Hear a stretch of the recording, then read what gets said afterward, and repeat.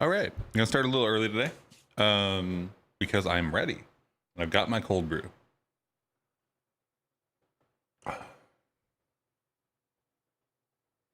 How y'all doing today? Just gonna give it a second, chat a little bit while we wait for the official start time of the stream. I could set up Criterion before we start. I think at some point we're gonna do that.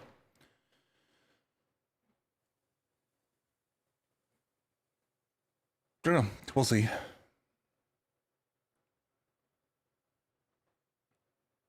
Hey Ben, how's it going?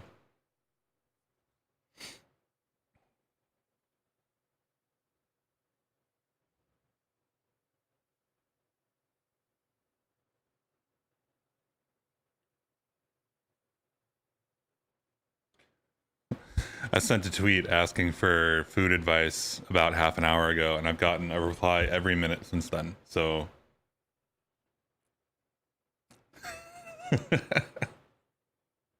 so that has completely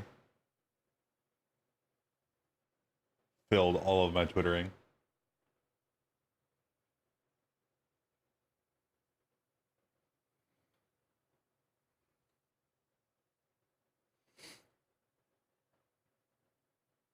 All right, let's take a look at the question. I've already copied day 2 into day 3, so just some scaffolding stuff. I left the library stuff for the nom parser in here because it seemed like a good idea.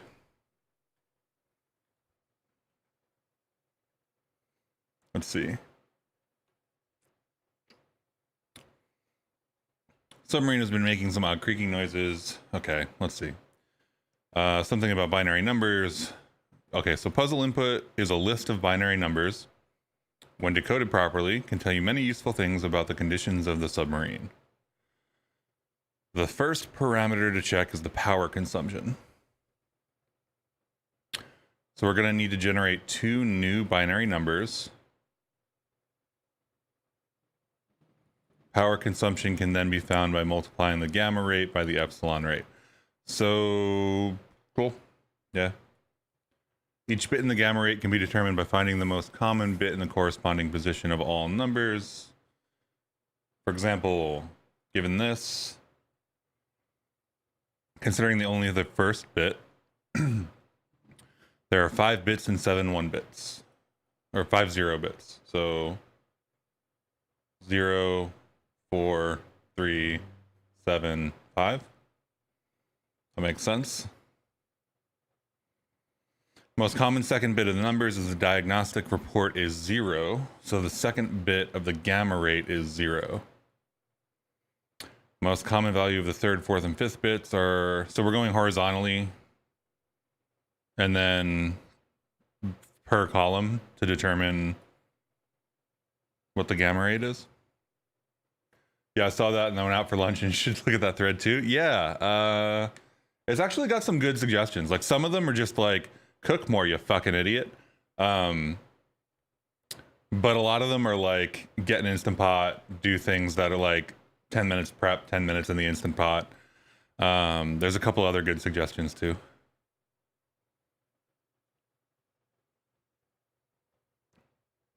There was one about carbonara that I think I'm gonna try doing. I just need to get like pancetta or something. I definitely don't have pancetta just laying around the house.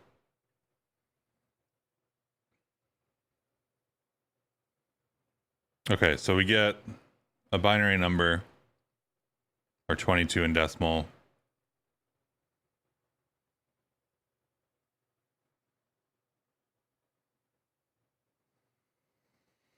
So the epsilon rate is the least common bit. So we've got the most common bit and the least common bit. We just need to track both of them. And as long as we track both of them, we're good.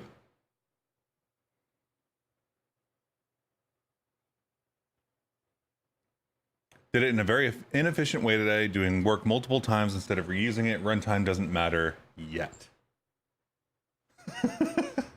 Why does that feel kind of ominous? Runtime doesn't matter, but it will.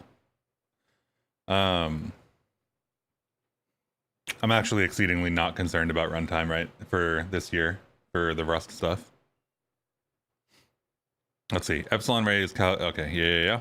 And then we take the two numbers and we multiply them as is such the typical kind of approach. Okay, so let's take the mock input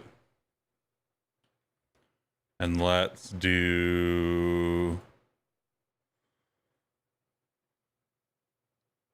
I guess let's do something that we haven't been doing in a while. Let's test something.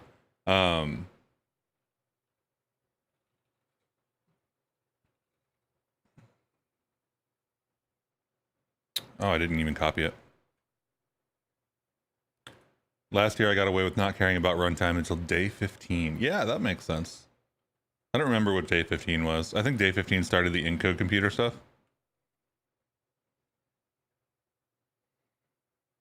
I even wrote input. I always forget how to write the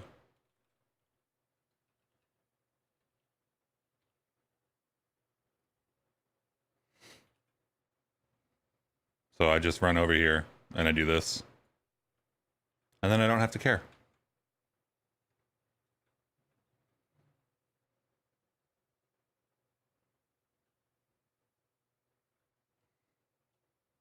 Then I can stick the test input here. And yeah. Seems like it'll be good.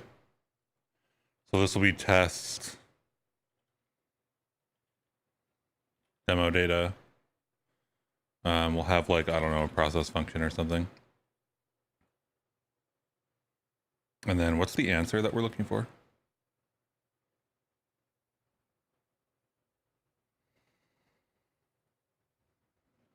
$198.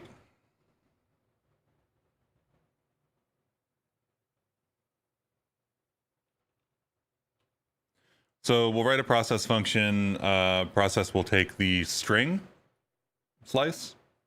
Let's move these all to the left so I don't mess everything up. It'll take the string slice. So in our main function here, what we'll do is we'll just read to string and then pass it to process. I'm just going to write it all in part one because I don't know what part two is going to do. And then we'll move it into the lib if we have commonalities.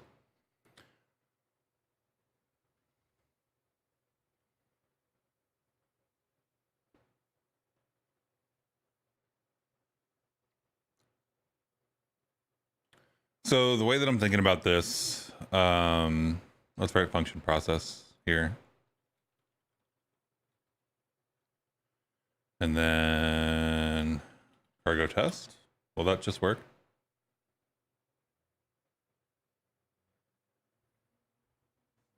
Unexpected token. What did I do?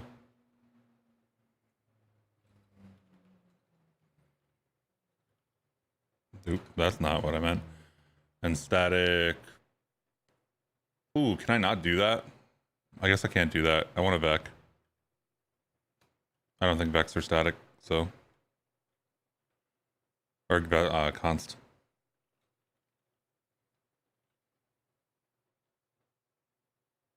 Wait, why did I make that? I don't know why I made that an array. We're gonna put it back in const position. It's not an array. So we're good. Okay, so that should work now, or not, I guess. Process takes 0 arguments, that's true. We're just gonna call it input, and we're gonna make it a stir. And then the return is just gonna be 0 for now, so that the test fails. Of course, I didn't write. Do we think this is only gonna be positive? We'll do I-32. Use of undeclared type submarine. Let's get rid of this. Okay, so we have a test. Test is failing. That is exactly what we wanted it to do. Maybe I can make this a little bigger and show.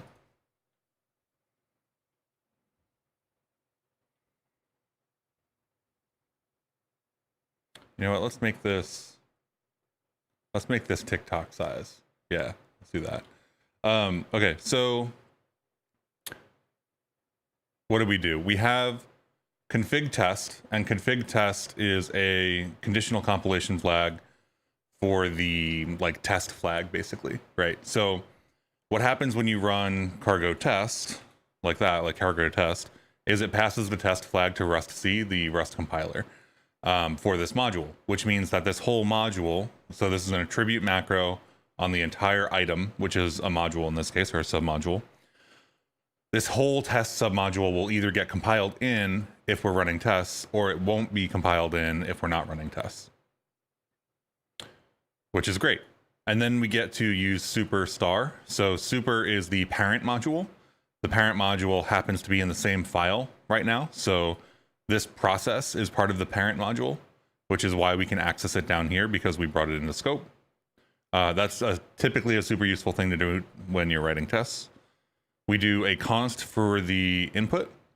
I just did that for simplicity's sake. It's going to be a string slice when we bring it in. It's going to be an fs read file, whatever, read to string kind of thing when we put it in the main. And then we use the attribute macro test to run tests. This modifies our thing a little bit, but basically we can use regular Rust functions to do testing. So we have function with some random name. Name doesn't matter at all. And then we use the assert equal macro to test if the expected output 198 is equal to the value of the function that we have operating on the input. And then on the left here, we can see that that failed because it should fail because we are returning 0 from process right now, and we actually want 198. So this will tell us like left and right, and not just like, hey, this one didn't equal, like 0 didn't equal 4. Okay, which one returned 4? Which is something that I really like about the cargo testing macros and stuff. It'll be like on the left hand side we had 198, and on the right hand side we had this, and they didn't match.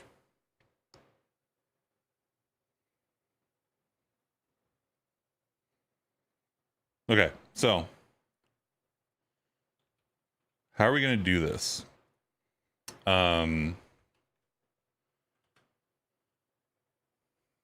Basically, we have this thing, and we need to operate on each of the columns of the file. So we have to read the entire string into memory. We are not going to get away with like doing line by line on this one. And then we kind of have to like turn it, I guess. Like that makes me think about matrices. So let's do Rust, or let's do like crates.io. And let's just search for like matrix, matric. If I can type matrix. This is 3 years ago, 10 months ago.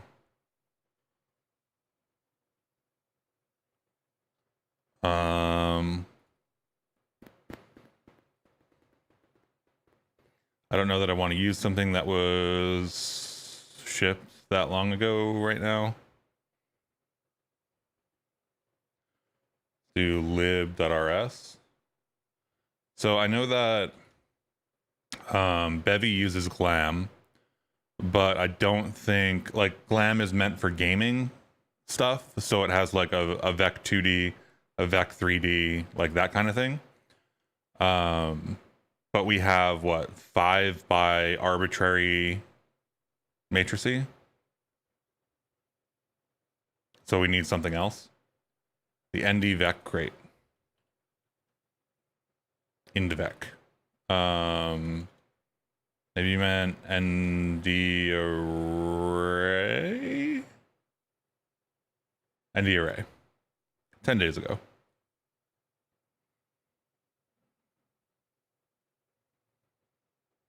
But anyway, this is glam, which is interesting just because I mentioned it. This is the underlying math library that Bevy uses for all of its stuff. So you can see that we have like vec2, vec3, vec4, that kind of thing. It has a couple matrices. It doesn't get to matrix 5, so we can't even use it anyway. And even if we did have a matrix 5, I don't know if that qualifies for the length of the columns that we have. But also lib.rs is another potential like way to find things. So if you search matrix on lib.rs, you get slightly different results than crates.io, I think.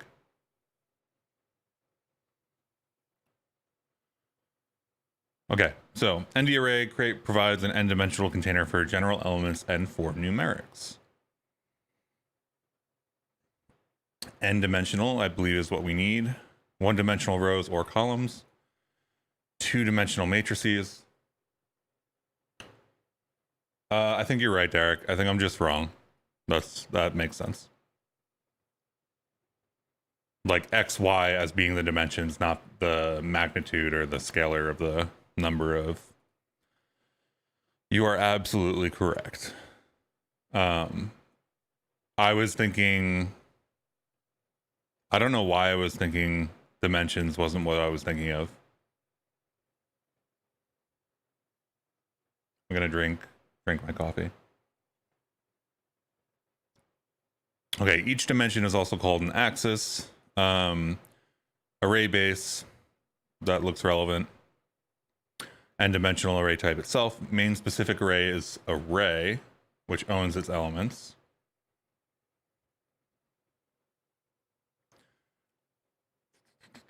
Generic n-dimensional array, slicing with arbitrary step size and negative indices to mean elements from the end of the axis. That's kind of cool. I don't think we need that, but that's kind of cool.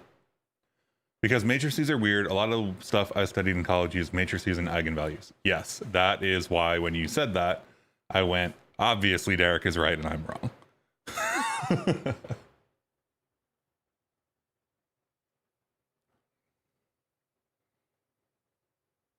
I feel like I know a bunch of people that did like math related things in college, and I didn't. So I stopped at basic calc. Array views. So this is kind of interesting. We can do some heap allocation stuff, and well, I guess we're not going to have a different implementation, but like we could play around with views and stuff. Zip for lockstep function application across two or more arrays or item producers.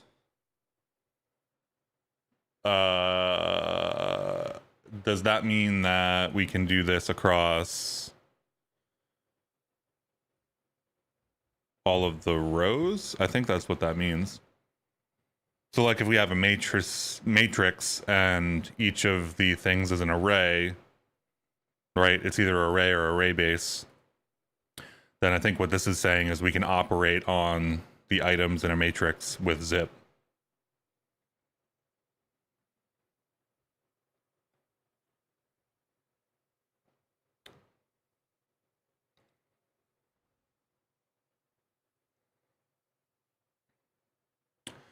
Zip allows matching several producers to each other element-wise and applying a function over all tuples of elements. One item from each input at a time. The tuples thing makes me nervous because we have a non-defined amount.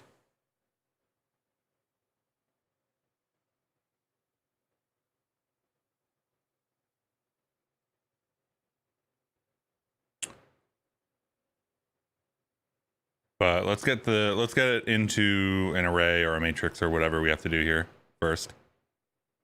Array, concatenate, azip.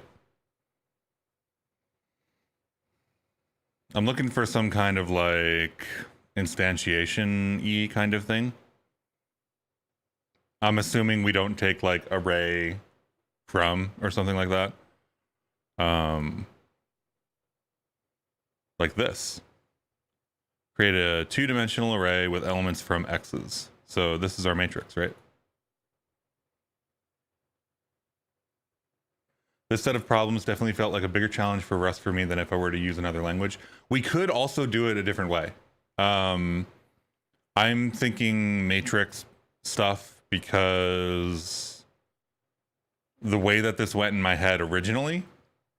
So let's go over what the simpler, like, non-matrix solution would be. I would basically parse all of these in, right? I would go line by line, and then I would probably have like a vec of vecs or something like that. And I would push each of these in either as we saw them, or I guess we're doing some calculations. So like, this would come in and I would say like the first vec gets either a 0 or a 1, or like a -1 or a 1 or something like that. And then I would just do that through all of the lines, and then we would end up with a vec of vecs in the order that we wanted them to. And then we could loop over those vecs and do like a filter for the 1s and a filter for the 0s or something like that. Or we could be fancy and we could do the counts at the same time, but really it doesn't matter. And then I would take those counts and do the new one out of that vec of vec calculations, right? So it would be really inefficient, I think, because we'd be allocating a bunch of vecs, or an arbitrary amount of vecs, depending on how many things we're dealing with. But it would work. So that's how I would do it if I wasn't doing matrix stuff.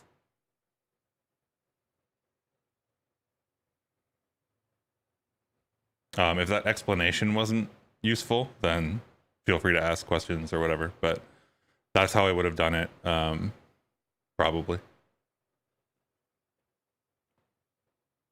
I just didn't feel like writing 2 solutions today.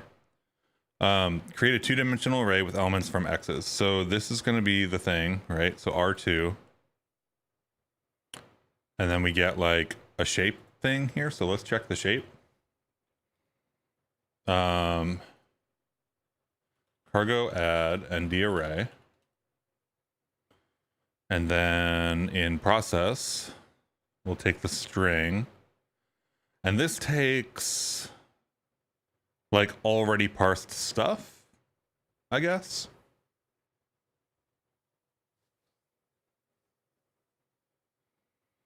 So maybe we do input.lines.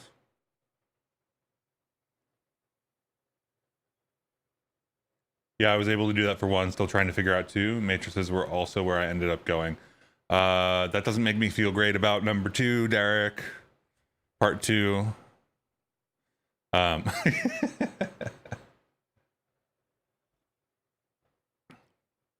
Okay, input.lines. We need to create a set of arrays here.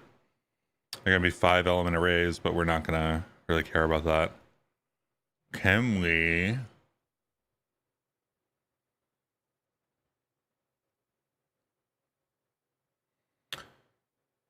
You can use 0s to make a shape for the matrices and push rows on.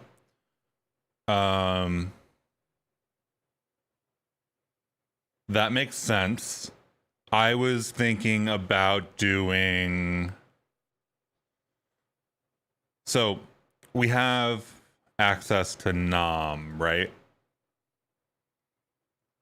So one thing that I can do is probably return a slice of the string values, right?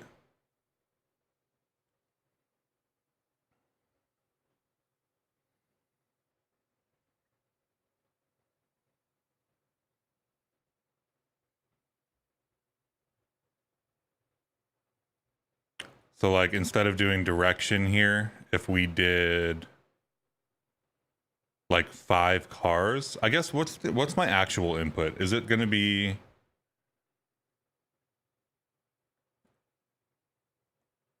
Okay, so it's going to be a different number of columns anyway.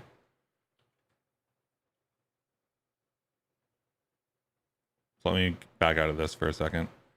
So let's do the simple version, I guess. Let's do the split stuff. lines.map.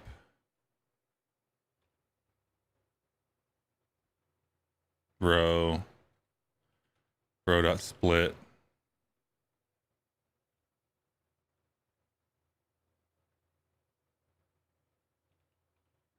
I'm just going to collect this into a vec of string slices, I suppose.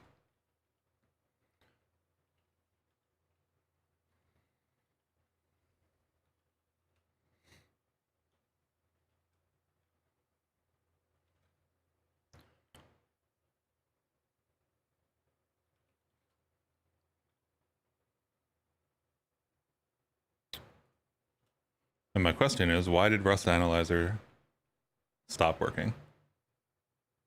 Oh, it's because I didn't download the ND array stuff, so it's failing. I wish Rustlang was a little bit more, how do I say this, like obvious about the fact that it didn't download the dependencies and thus is having a hard time. I wish there was an auto download. Is I think really what I want.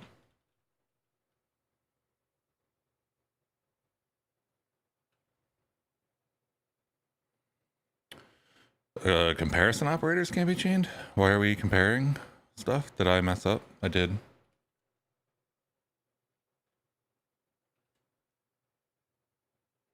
One of 7 possible tokens. You win. All right. Input.lines, row.split, and we're going to collect that into a vec of string slices. And then this, and then that.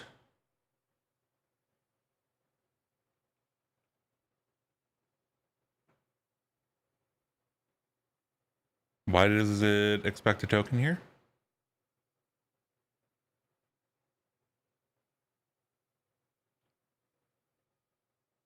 Let's do this. Row.split. .collect. Turbofish.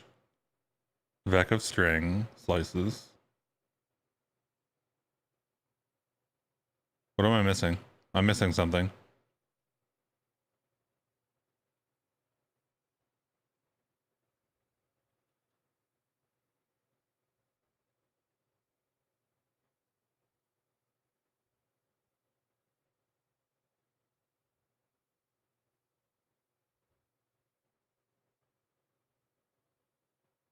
On 21? Oh, I am. Oh, I was looking at the wrong one. That makes sense. Thanks. Okay, so test still failing. Let's debug stuff.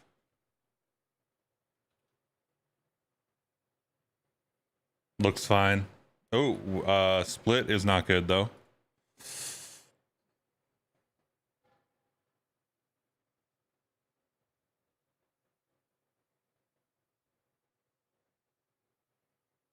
I bet you we could slice into this somehow, but I'm just gonna go easy mode. Done.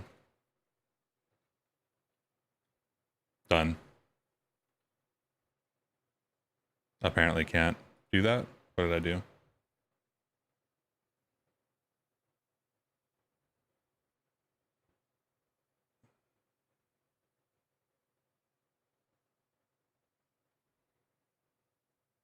Really? Interesting.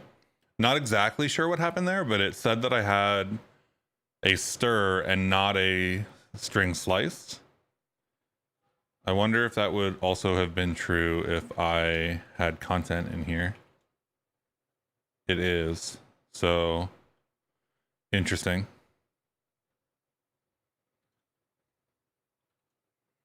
I would have expected that to be string slice, but I guess since it's a literal car into digit.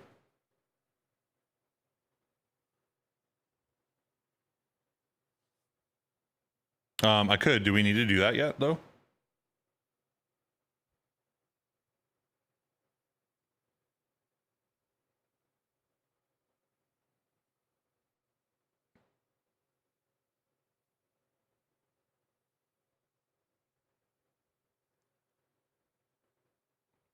All right, debug stuff. We have the thing.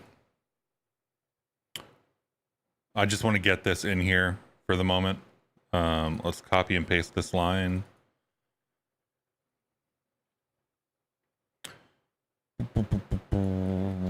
And stuff. And this will go away. The trait fixed initializer is not implemented for vec of string slices.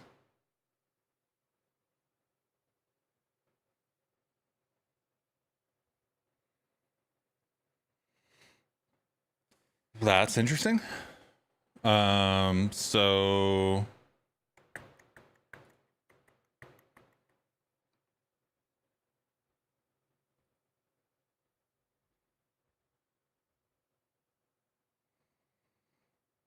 maybe we have to do it into an array. Hey, Kevin, how's it going?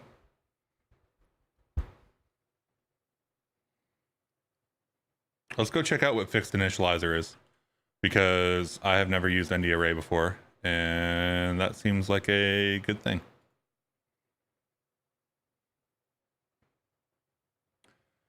As init slice length fixed size array used for array initialization. Okay. So it has to be an array, and it can't be any larger than 16, it looks like. That seems weird, right? Like, why would it only be implemented up to, like, okay, so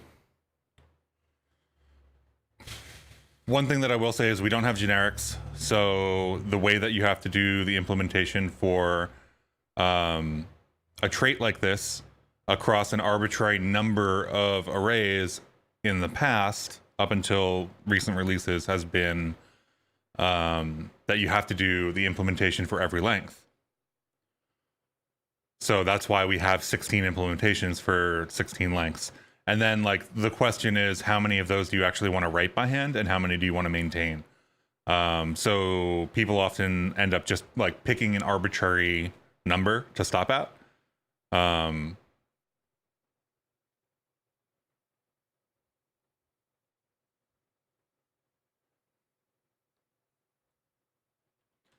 But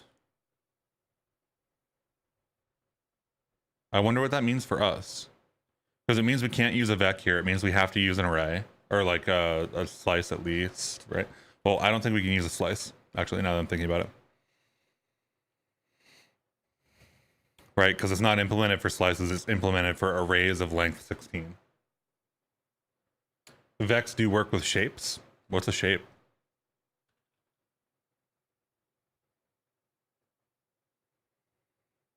A contiguous array of n dimensions. Either C or F memory ordered. Row major. Row major is something that I have seen, but I don't actually understand. I haven't done a lot of, like, what's the Python library that has that? I'm blanking on the name. It's a really common one. It's a linear algebra Python library that I can't remember the name of. Anyway, but I've seen that word before. So this is from dimension. Create a shape from dimension using the default memory layout. Pandas, yeah. That makes sense. Into shape. Clone from raw dim. NumPy, yes. I think NumPy is the one that I was thinking of, but pandas is the same same area. Strides. So do we have to create a dimension?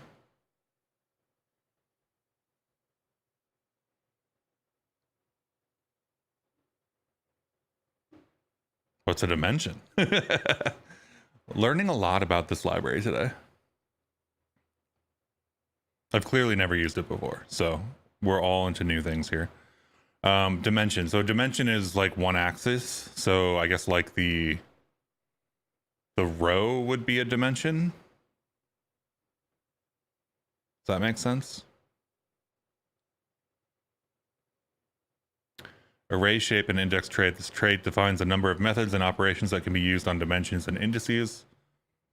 This trait cannot be implemented outside of this crate. Okay. Dimensions and indices. So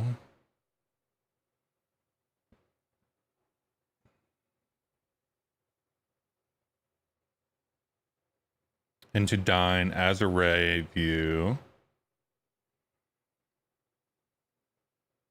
Size checked.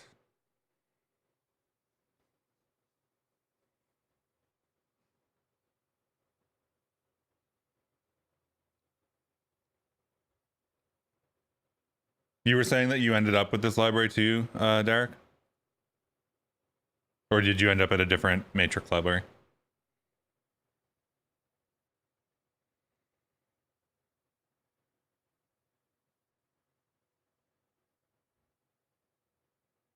Blanket implementations from Chi. We don't need that.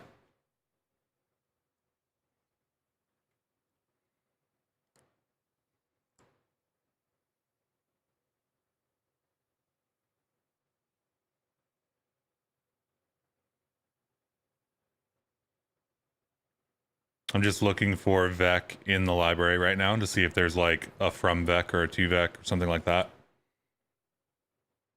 From shape vec.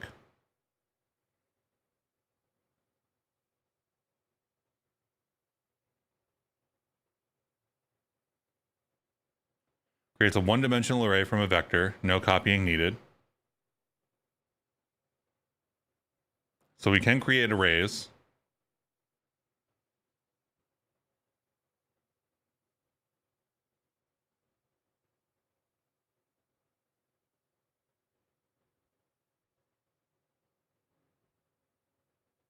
So where's our array 2D thing? Oh, this is a lot of documentation. My solution is really bad. I'm excited to learn about yours. What do you think is bad about yours? If it works, I don't think it's bad.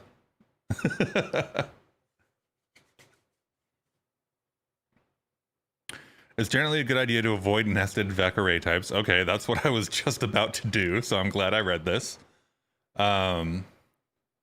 Such as vec A. This is exactly what I did. Or vec array to A, because they require extra heap allocations. Yes, knew that. Scatter data all over memory. Yes. They cause unnecessary indirection, traversing multiple pointers to reach the data. Yes, but that's the same as the last two. They don't enforce consistent shape within the nested vecs, and they're generally more difficult to work with. That doesn't seem true yet. Most common case where users might consider using nested vex arrays is when creating an array by appending rows, subviews, and a loop, where the rows, subviews are computed within the loop. However, there are better ways than using nested vex and arrays. If you know ahead of time the shape of the final array, the cleanest solution is to allocate the final array before the loop, and then assign the data to it within the loop. Okay, so exactly what you said before, basically, Derek, where we zero out the matrix and then we push stuff in.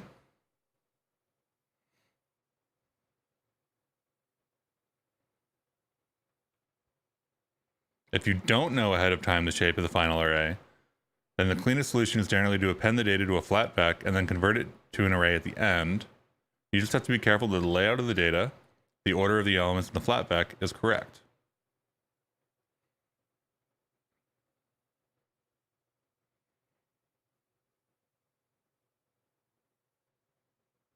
Compute row and append it to data. End calls.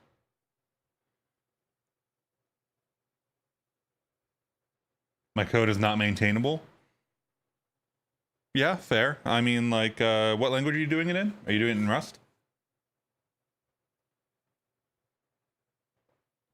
I also, like, I don't think that advent of code lends itself to maintainable code because it's a bunch of puzzles. It's a bunch of, so there's a big difference between like building something for production that will live for months or years or something like that, and building something for advent of code, which is a one-off, or like a shell script or something like that, which is basically one-off and you're never really going to touch it again. And I don't think that it being sort of unmaintainable for advent of code or for one-off shell scripts or something like that is a bad thing. I think there are things you can do, of course, if you like one-off things often turn into long-term maintainable things. So there are things you can do to make them more maintainable when you write them the first time. I think, for example, like if I was writing a one-off shell script, I would use new shell instead of bash at this point, because I believe that would be more maintainable with less effort over time. Or I would write it in a programming language like Rust or something like that, right? But yeah, I don't know. I did what they suggest for the example of array-based push row. Okay.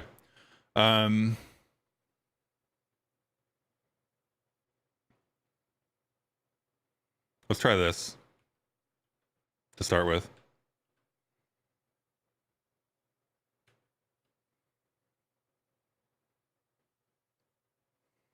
We know we have two-dimensional array. We know we have to zero it out. We can take this vec of vex that we did awful things with, and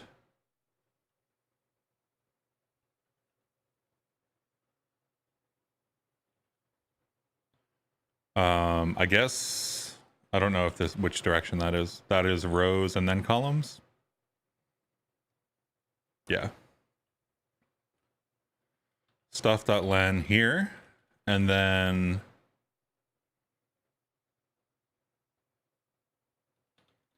stuff0.len here,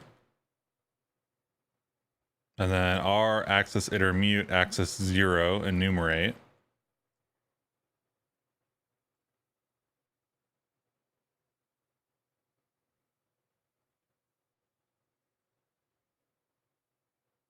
Perform calculations and assign to row. Okay, so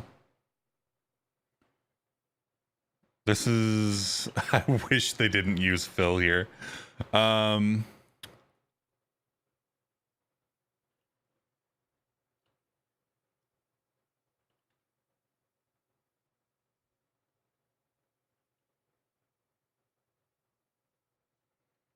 Maybe just row equals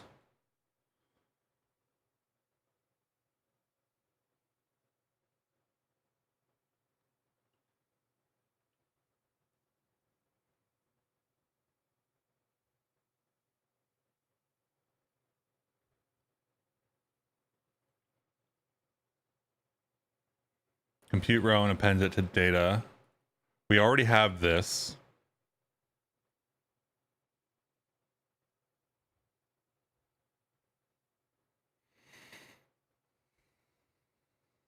It wants us to create it with a size.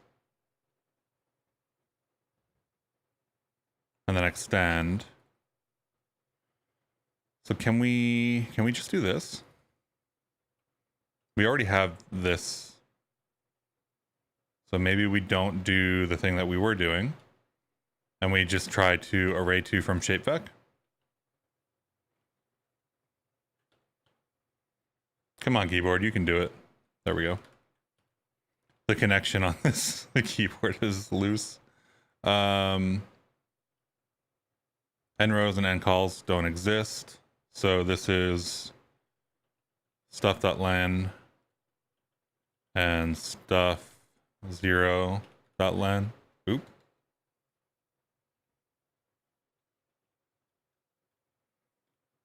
And then we need that data thing, right? What is data here? Data is a vec. And the rows are also vecs.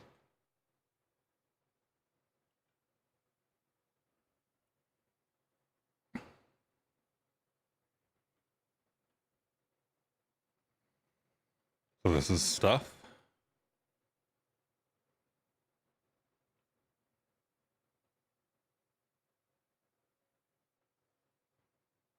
We need to get rid of that. Cannot use the question mark operator. So we could do error handling here, or I could just unwrap it. At some point I'm going to do error handling, but array 2 not found in this scope, because that's nd array 2, and then it fails. So semi-expected, right? Shape error out of bounds indexing.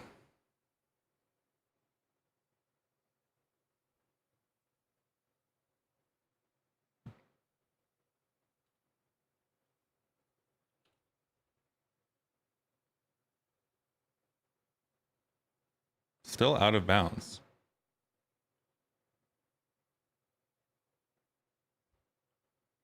Interesting. Let's do this. Let's debug.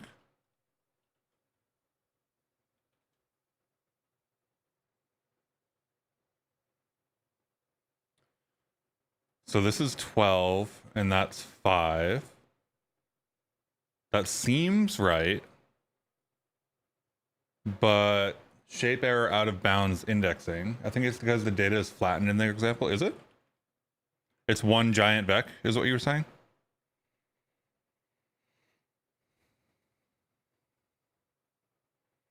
See, but row is a vec here.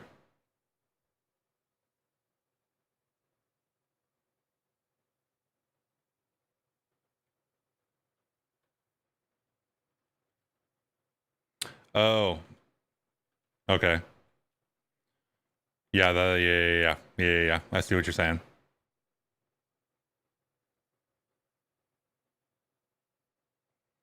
So if we're going to do that, then I think we can do it in the collect up here, right?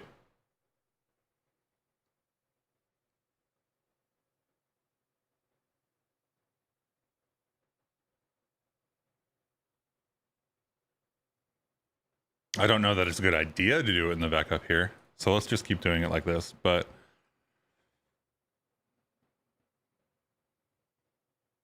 we still need those two numbers. And then we do...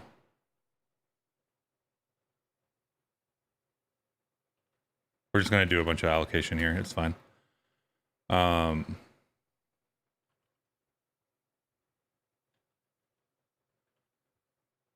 Hey, Horatio. How's it going?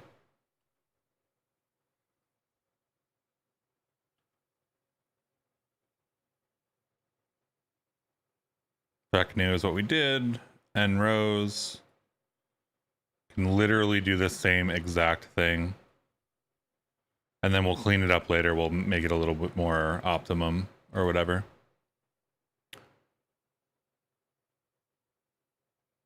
Why is this for I and 0, 2? Row is a vec, data extends from slice. So for... We're going to do for... I've used row, I've used data. What do I call this? For bits in stuff.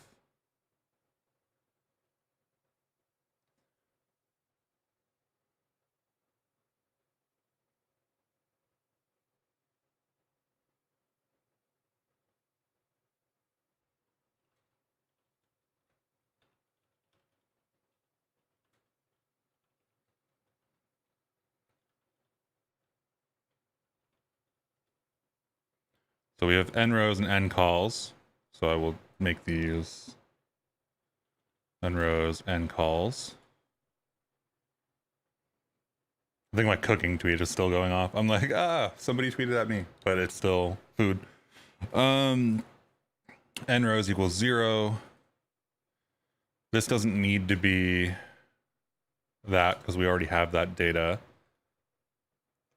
For bits and stuff, row is this. Bits. And then I missed something because I think Rust formatter isn't... I tried to create 12 collections of each column but couldn't finish the check part.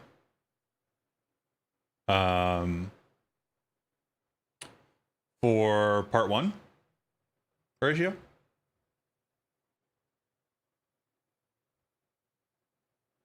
Borrowed here after move. Yes, of course it is. Stuff.len is n rows, n calls. And this is going to be data, not stuff. Cannot borrow is mutable because I didn't make it. Part 1, yes. Okay, so we've got panicked that assertion failed, which is what we want. So now we have our... Is this going to even debug? Can this even debug? So we have a matrix.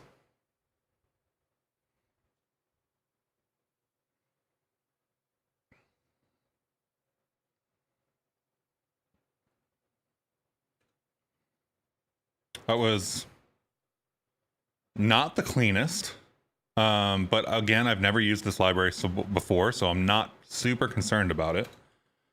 And we can always come back and clean this up later, which we probably will. Okay, so we now need to like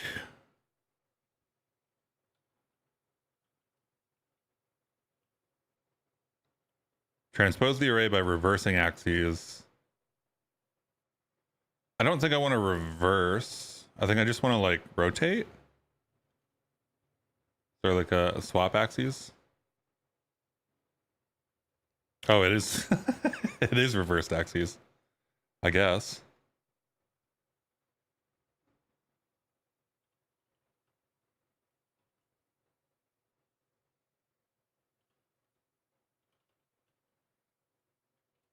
See if that worked.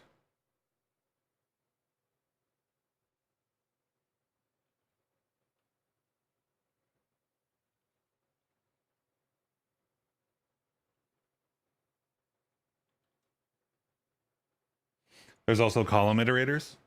It is a really nice Mac. Oh, debug is so good. For sure, 100%, so good. I believe you can say let variable equals debug 10. Yes, that does work. 100% that does work. So this would work as well.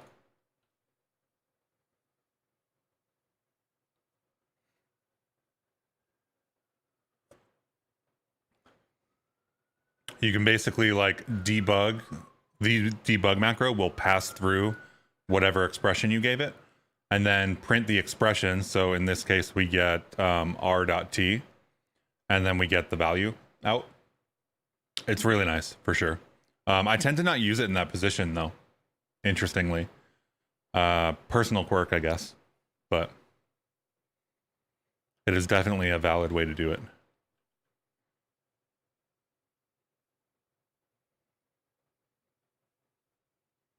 So I think this is what we were looking at earlier that I wanted.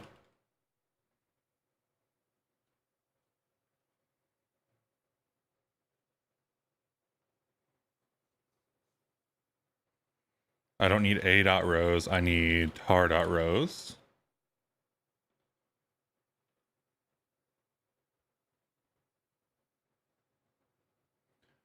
Of course, I didn't bring in zip. Let's do this. Let's do use nd array array2. For some reason, Rust Analyzer is having a lot of trouble with like, I wonder if VS Code needs an update. I don't even think the type inlays are working.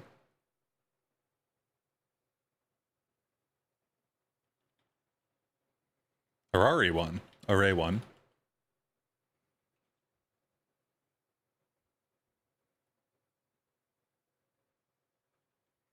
Let me go over here and look at this. We need array one and axis for this to work, at least. I don't think that is actually the thing.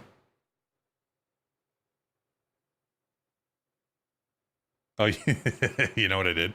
I tried to sum strings slices. The trait num traits indice identity 0 is not implemented for string slice. Obviously, because it's a string and not a number. Let's do this. Actually, this will be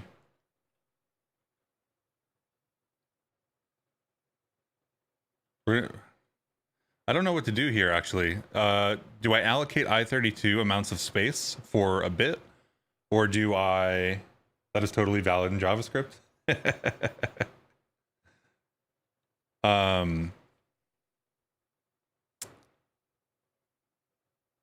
Do I allocate... I think I allocate I32 for now because we're going to have to sum. And I don't know what sum does, and we'll figure it out later. But... Hack says, a type of value vec I32 cannot be built from an iterator over of type string, which is super easy. V dot parse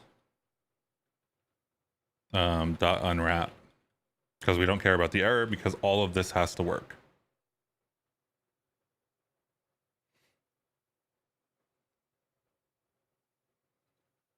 Doesn't need to be a reference anymore because it's a number.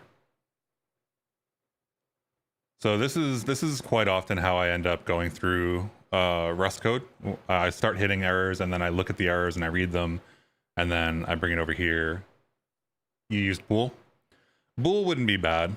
I could use bool. We do have to, I'm trying to use sum down here is my thing right now.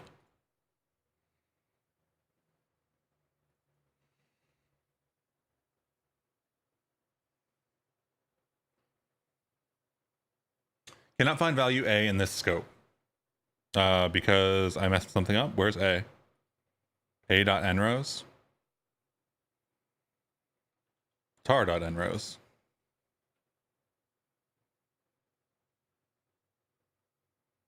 Value of vec string slice. Okay, yes. My second type signature here is now wrong because we changed it. Okay, so we've got that. And then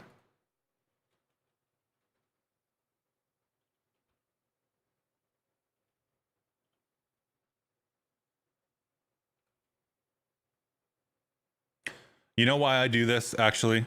Because I find it easier to remove entire lines when I'm debugging and I want to like enable or disable different lines of debug rather than putting it around a value, because it's harder for me to do like the front and the back of an expression than it is for me to enable and disable a line.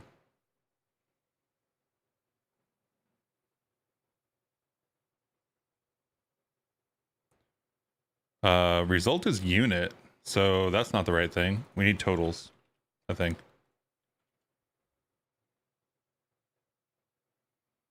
Okay, so totals there.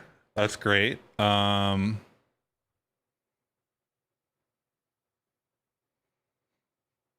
way I was thinking about doing this is if this number is greater than half of the number of values, then it's a 1, and if it's less than half, then it's not. I'm wondering if there are other things to do.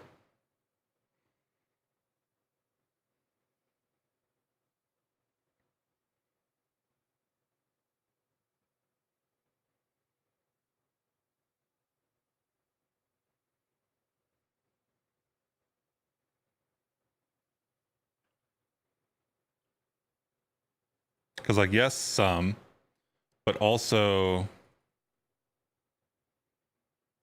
totals isn't something we need, I don't think. Like, we can just do... Well, we're zipping from totals, actually. Which is interesting.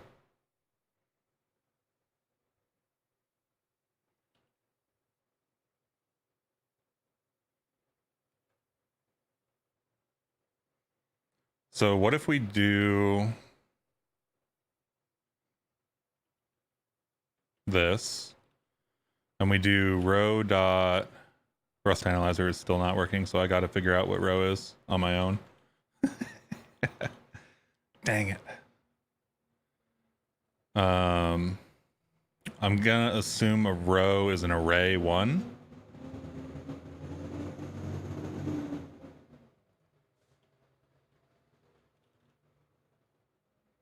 Actually, we can find this out easily, right?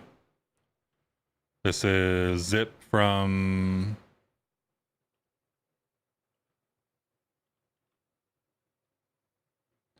so an array one, we've got an array.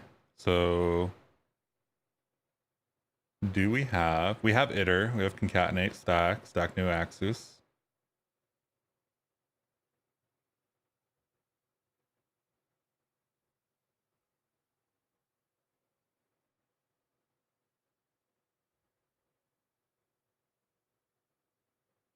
Zip slice concatenate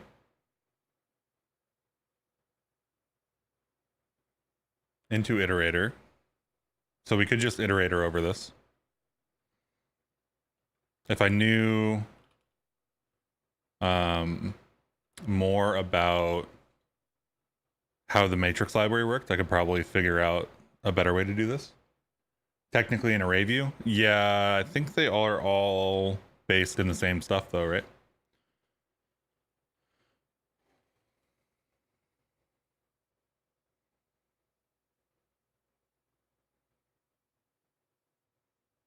From shape pointer, into scalar, reborrow, split at, complex.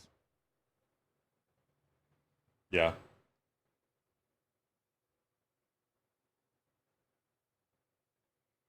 We end up with basically the same amount, or the same functions, I think. Does Rust have count on iter?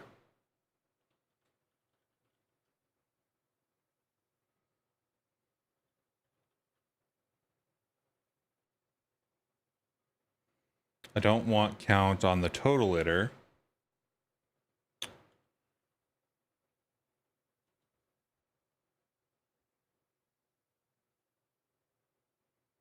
I don't really want to have to sort it either.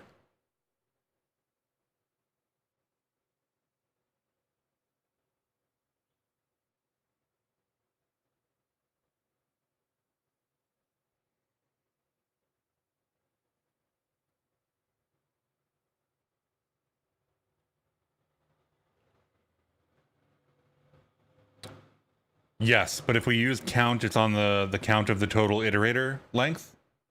So that's not what I want, right? Like what I want is the count of ones or zeros.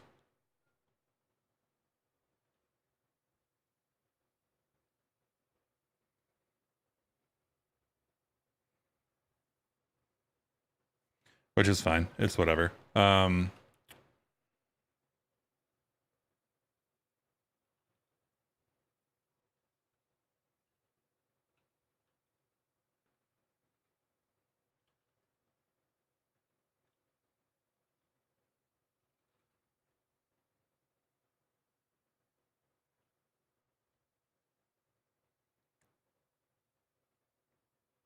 I guess sum does give me the number of ones, doesn't it? Technically. That's actually a really good point. Where is this?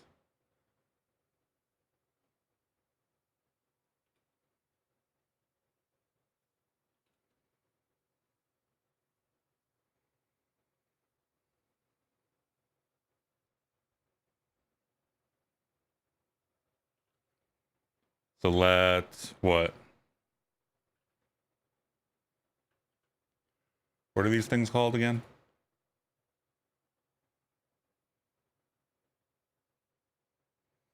Binary numbers in your diagnostic report, gamma and epsilon. Which one of these is the common one? Gamma is common. Let gamma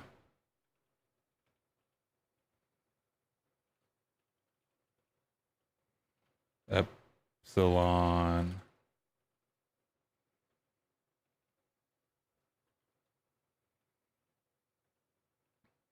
so two things here. One, I'm using vex here. Two, I could use bitvec because these actually are bits. But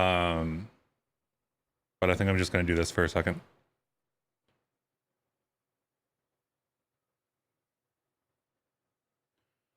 Actually, now that I'm doing this, I'm wondering if I can collect it. I can collect it now that I'm thinking about it, but I don't think I'm going to.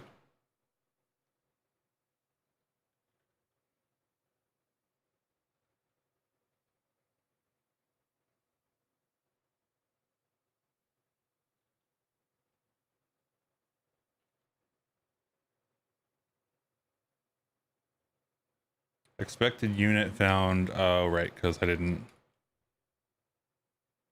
Because debug returns the value.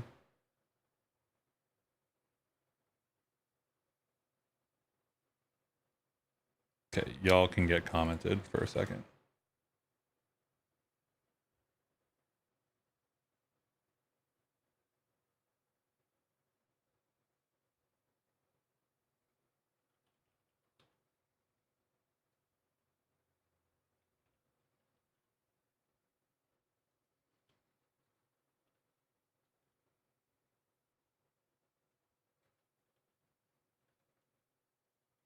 For T and or for V and tar.iter.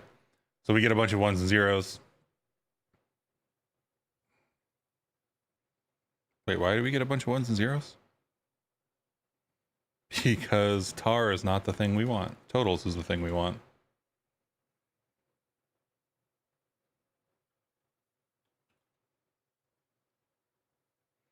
So 75875. Is that what we expected?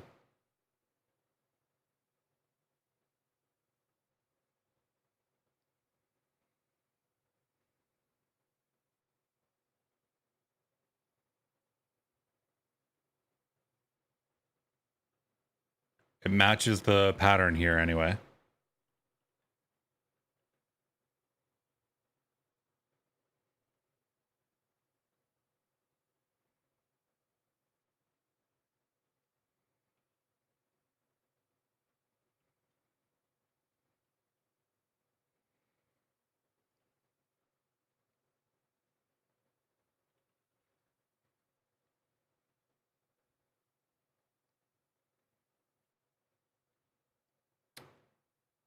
How do I do this? How do I do a guard? I forget guard syntax.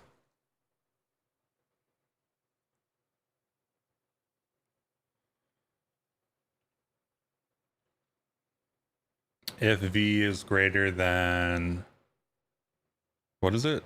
10 rows and calls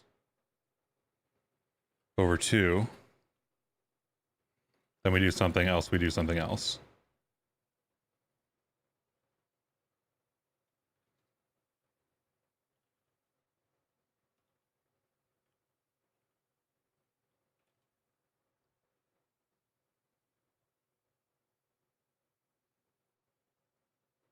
Expected I32 found U size.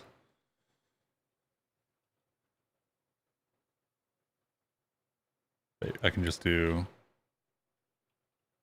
right?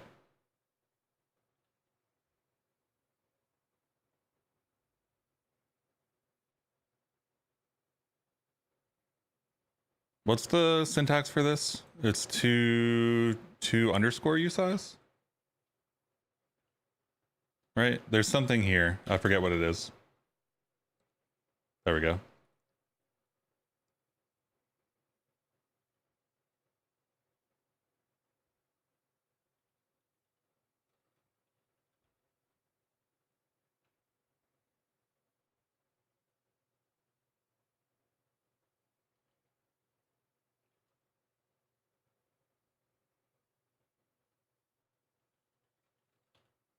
I know that V can go into U size because V is an I32. Of course, gamma is going to cause me problems here, but should have left those commented out.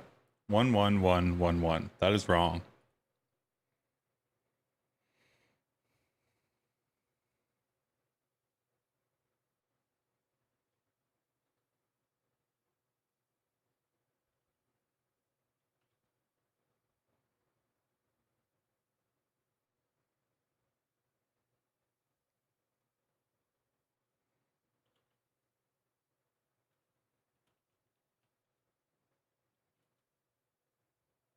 I did my math wrong. Okay, and calls is 5. It's n rows, isn't it?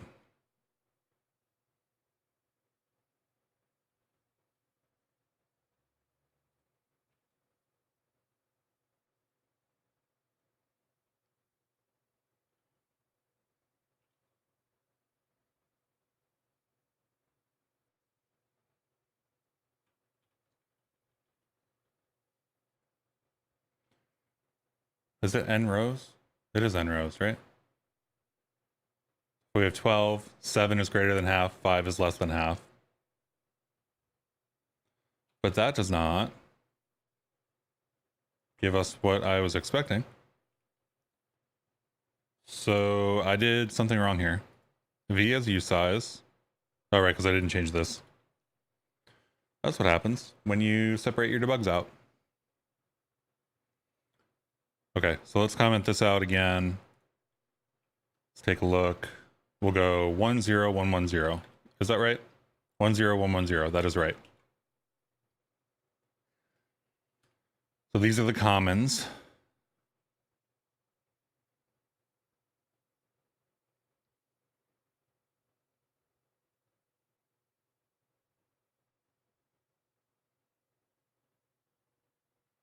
Let's see. So if we have more ones than we have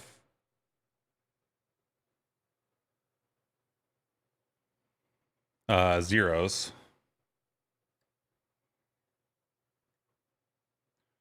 then gamma dot push 1,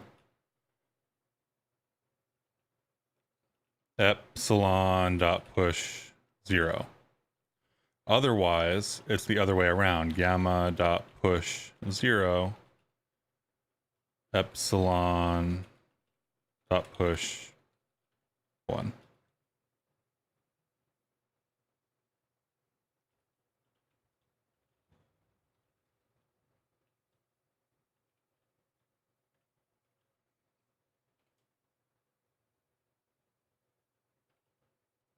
Which should give us 10110 and 01001.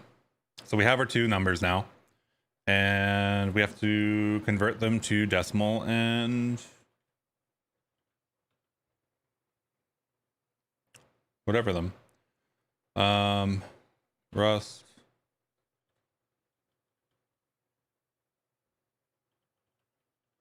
So there's there's a couple of things, right?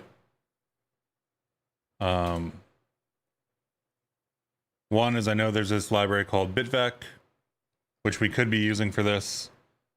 I don't know that it gives us like a number. I vaguely remember using this last year and getting numbers out of it.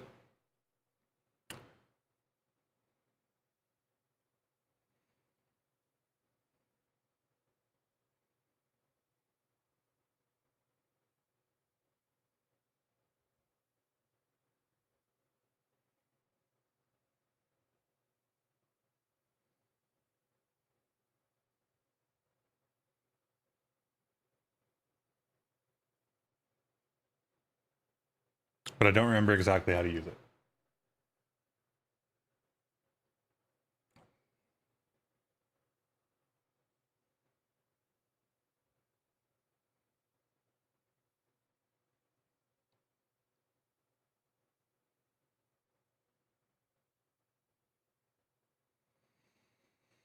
I also don't know so if we do binary,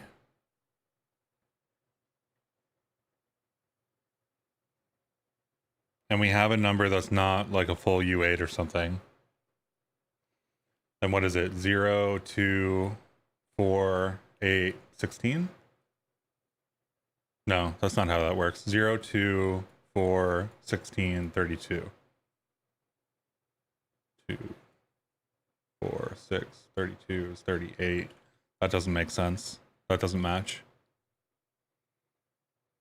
Is it the other way?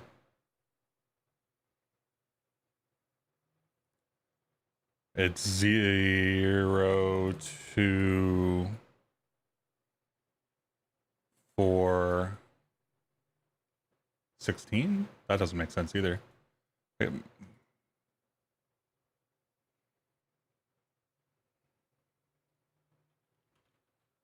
I'm going to look this up. I32 from string to radix.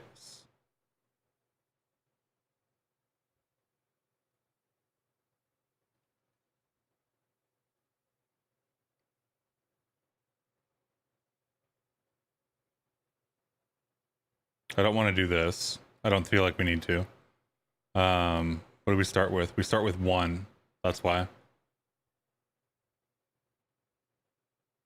No, we don't. We start with 0 on the right-hand side. So we do 0, 2, 4, 16.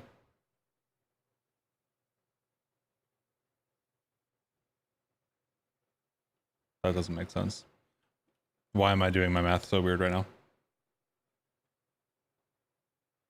I32 from string to radix.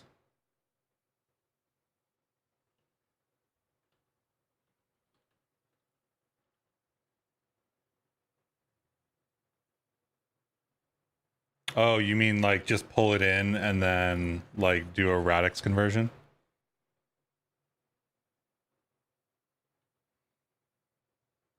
We could parse it or like.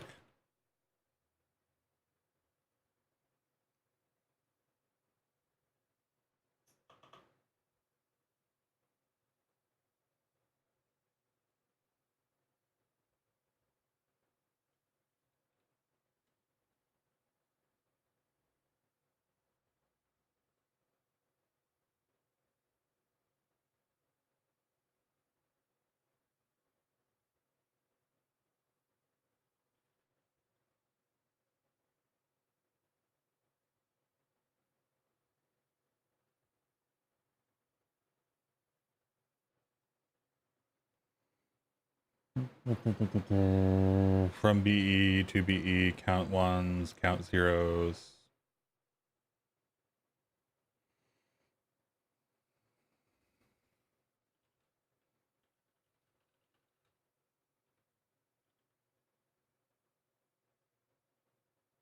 Nope, that's not what I want.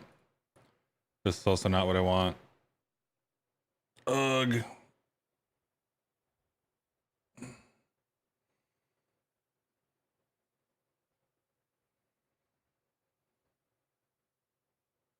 String slice is made up of bytes and a byte slice, whatever.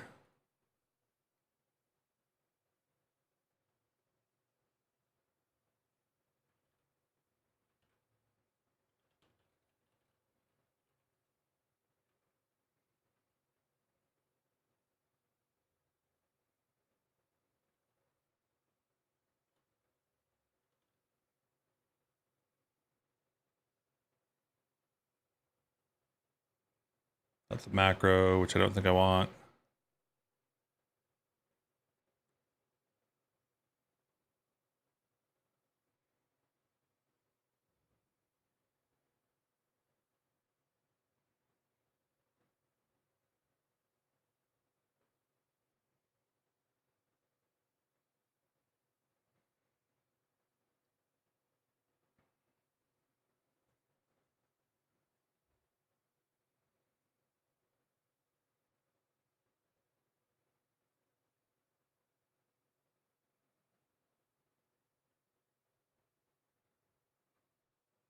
Yeah, so this is basically what we're gonna do here, and then I think I can just convert this.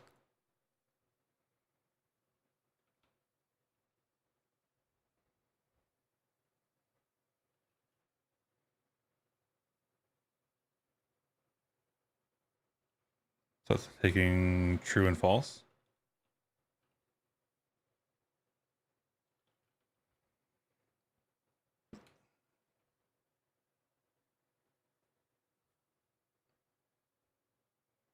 I did I32 from string radix stir to get binary decimal. Ah, that makes sense.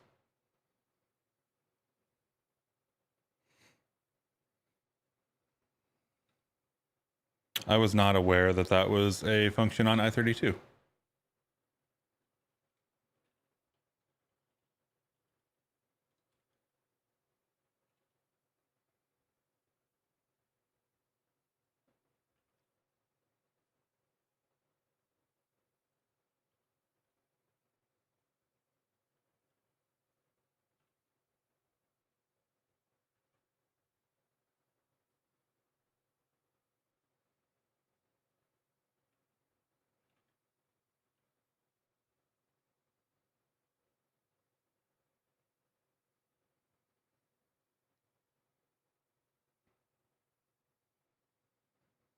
Yada, yada, yada. Safety, performance, capacity, reallocation.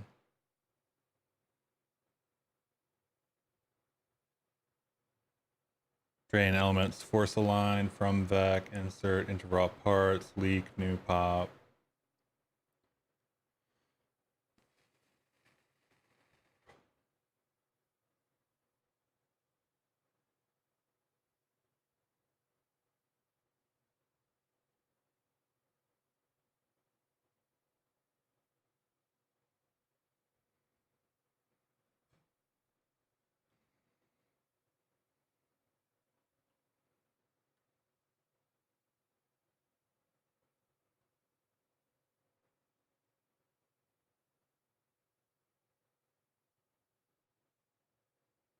This is the other thing we could do too. BitVec has count ones. So instead of doing the matrix like addition, we could put everything into a BitVec and then count ones, count zeros.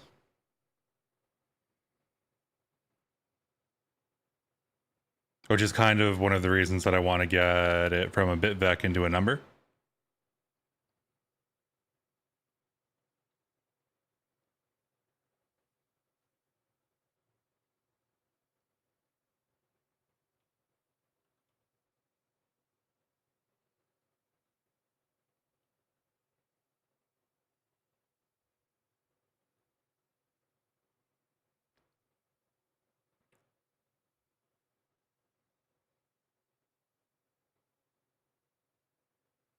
It's not what I want. This is probably also not what I want.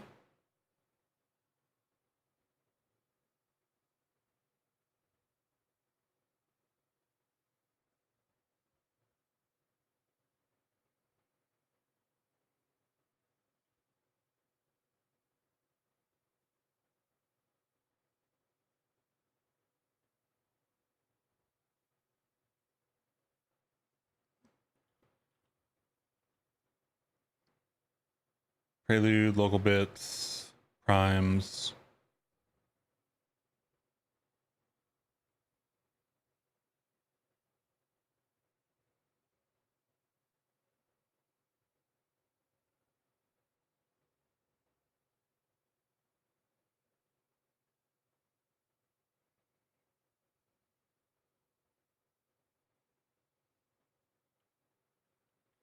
Is that it? Is that what's gonna...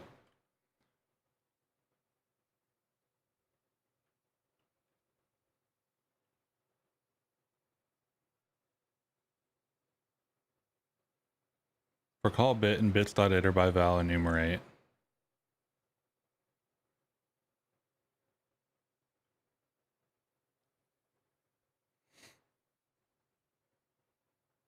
When did GitHub add little arrows for spaces and tabs?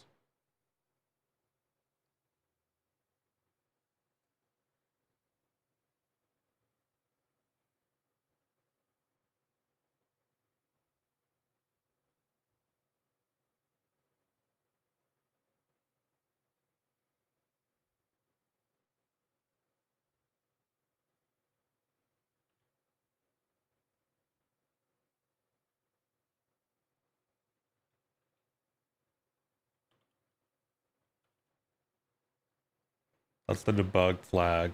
That's not really what I want. 0B.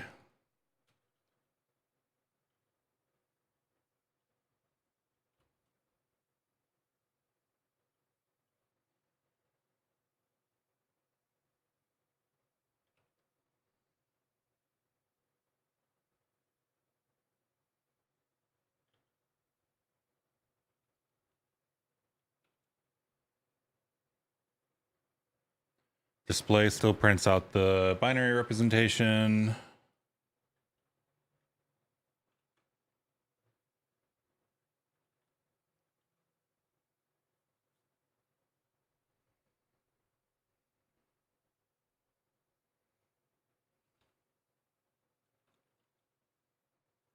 Can I do that? That calls display too. So that gives me the display implementation, which is not what I want.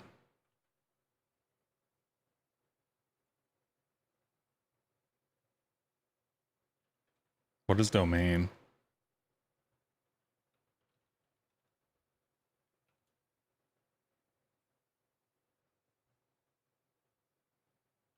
Domain is not what I want either, because it can't be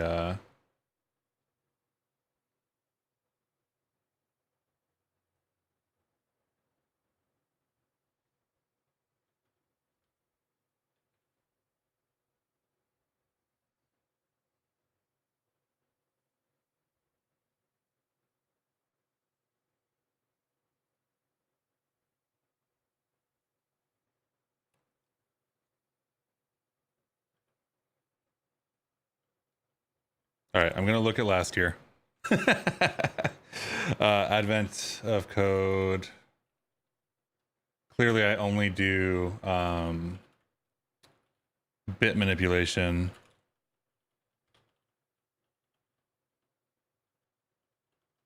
Once a year.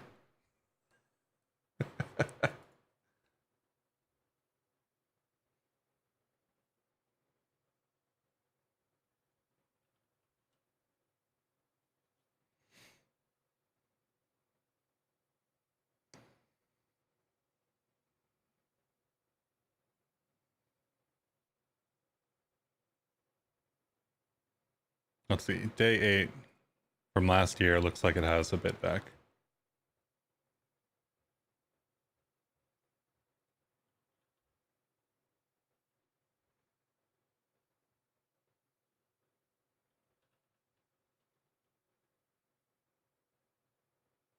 Maybe it's not actually in here.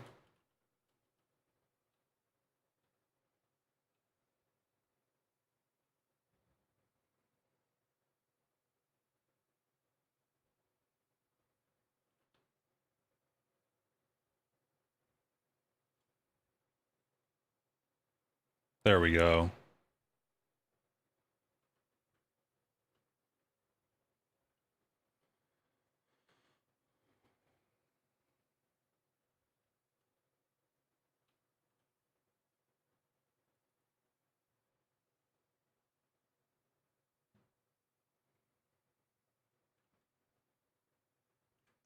What is a seat here? U size.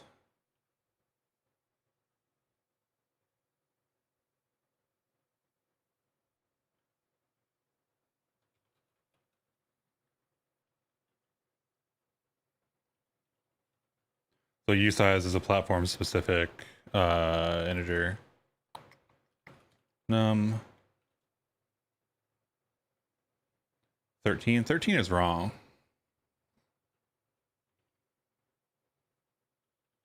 I guess that's why I had reverse. 22. There we go.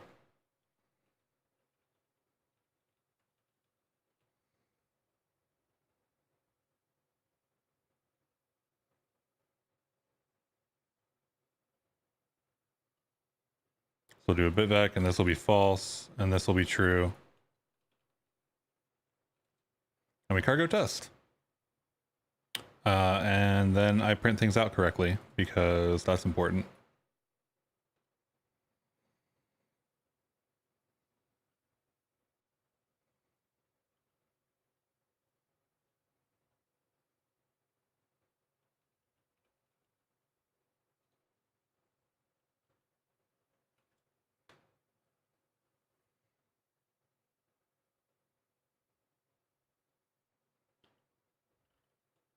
Assuming it's not going to go over 932 anyway. Okay, so that gives us the right answer. What a mess is my evaluation of that. To give a brief rundown of what we did, because that did take quite a while to learn the matrix library and then go find the bitvex stuff. What we did is we have a process here. So we have a test that asserts that 198 is the answer that we want. We process it. We're processing this list of new line separated like bits basically. And we decided to go with a super naive approach of basically just creating a vec of vecs of I32s from that data. So we've got like 101010. we get the number of rows and the number of columns from that data, which we use to create a matrix, basically, using ND array. We transpose the matrix, which I'm going to get rid of that debug. And then we sum up each of the values in the matrix using zip. Once they're summed, that gives us the number of zeros and the number of ones for each, and we create the gamma and the epsilon bitvecs. And bitvecs are just a way to like store arbitrary bit data. So bitvecs, if we have basically more ones than zeros, gamma gets a 1, epsilon gets a 0. Because we're using a bit structure or like a bit vector, we can use booleans here, and it knows what we mean. And then we have to reverse it because it starts to the wrong side otherwise. And then we load it. I guess we're loading it into a U8. So I don't actually need these intos. And this can be I32. And these can go away. Will this be on the test? What did I do here? Not implemented for I32. Okay, that's fine.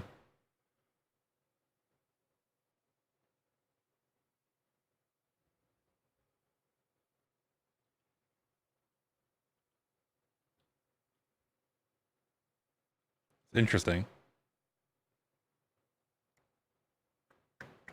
Do I need to return an I32 here? I don't think so. I think I can change the signature.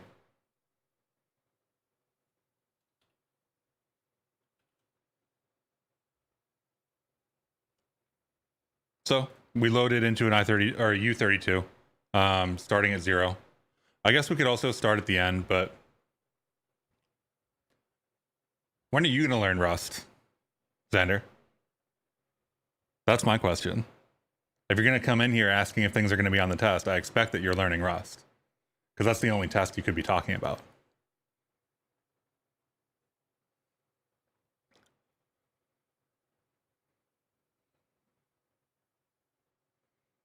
The second I need to use it for a job.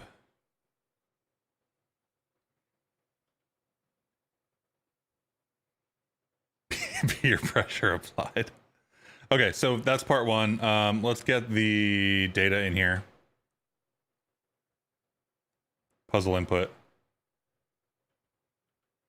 And hopefully we wrote this in a way that just works.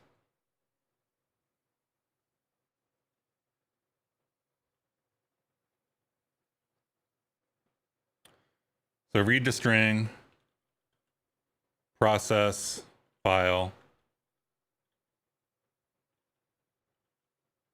print line, process file.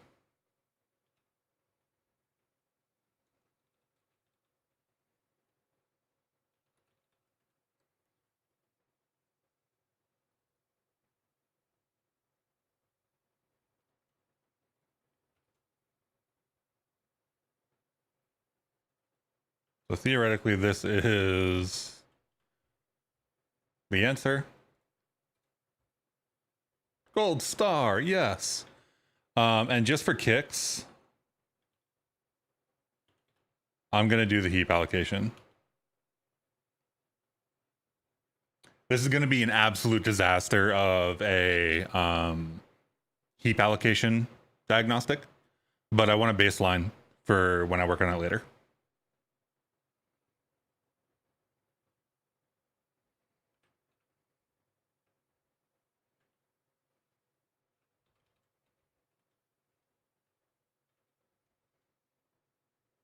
Like I said, this is more heap allocation than we've used on anything so far, and it's one of the least, like, it doesn't, it's bits, right?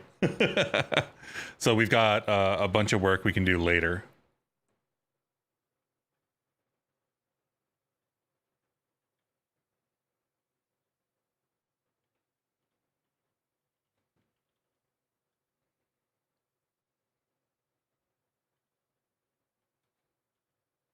Should Xander learn Rust? Possible answers are yes and yes.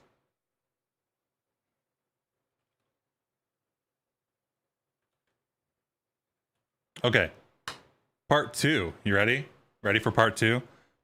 Part 1 only took us an hour and a half of learning a completely new library and working with a library that we work with once a year. Next, you should verify the life support rating, which can be determined by multiplying the oxygen generator rating by the CO2 scrubbing rating. Both the oxygen generator rating and the CO2 scrubbing rating are values that can be found in your diagnostic report. Finding them is the tricky part. Both values are located using a similar process that involves filtering out values until only one remains. Before searching for either rating value, start with the full list of binary numbers from your diagnostic report and consider just the first bit of those numbers. Then, keep only numbers selected by the bit criteria for the type of rating value for which you are searching. Discard numbers which do not match the bit criteria.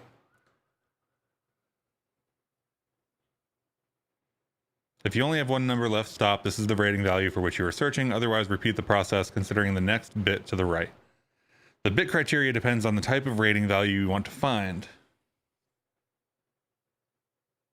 The hardest part about part 2 is reading the question. Yeah, those are the ones that I really don't like. To find the oxygen generator rating, okay, so slight aside, I feel like the advent of code thing that we hit yesterday, which is like submarine up is actually down, is the way they write these kinds of questions. And I wish they didn't. To find the oxygen generator rating, determine the most common value, 0 or 1, in the current bit position, and keep only the numbers with that bit in that position. If 0 and 1 are equally common, keep the values with a 1 in the position being considered. To find the CO2 scrubber rating, determine the least common value in the current position and keep only numbers with that bit in that current position. If 0 and 1 are equally common, keep values with a 0 in the position being considered. Okay, so we're going to use bitvec for this. We're going to have a vec of bitvecs for part 2.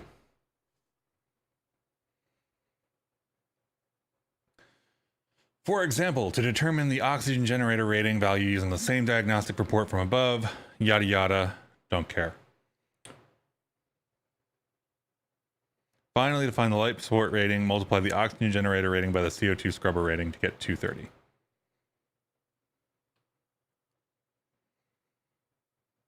Okay, so this is just the oxygen and just the other one. So I'm going to copy this over to part 2. And what I'm going to do here is grab this value, which is our new test output for the test input, right? And then what we're going to do up here is actually not this. Let me take a quick look at the way that I was parsing over here.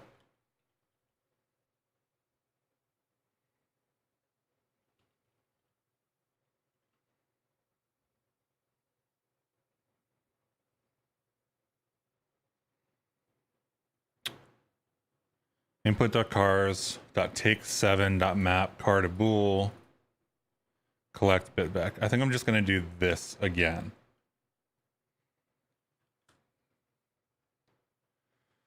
So we have row here, right?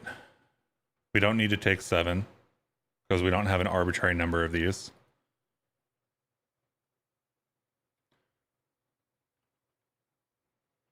So we're just going to collect this into a bitvec here. And what we end up with is a vec of bitvecs. And then we dump all of the matrix work that we were doing, because I think that just overcomplicated it. And then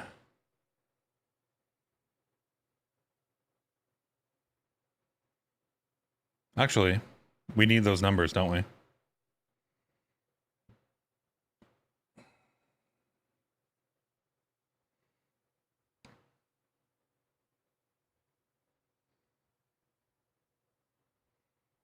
So we keep those around.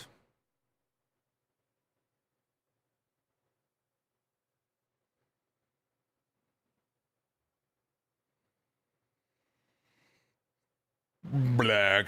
Okay, so we keep those around. We do need this in addition, but we also need the original.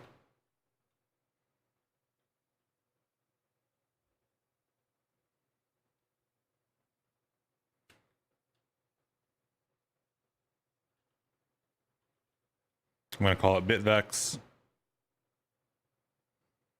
And then I'll go back later, probably after stream, and rewrite this to either lean on one approach or the other. I feel like mixing approaches is not really what we wanted.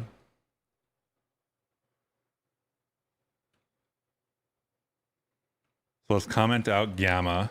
No, not gamma. Comment out epsilon, because that's the least. No, we need both of these, actually.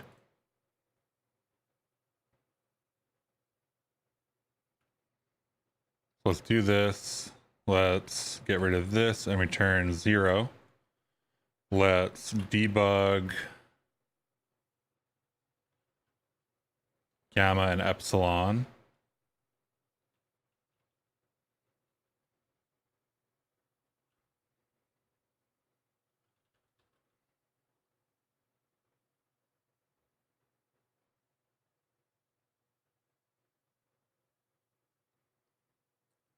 Carta bool is not in scope. What did I do?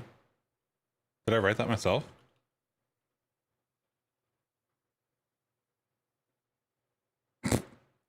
Well, that's a mistake.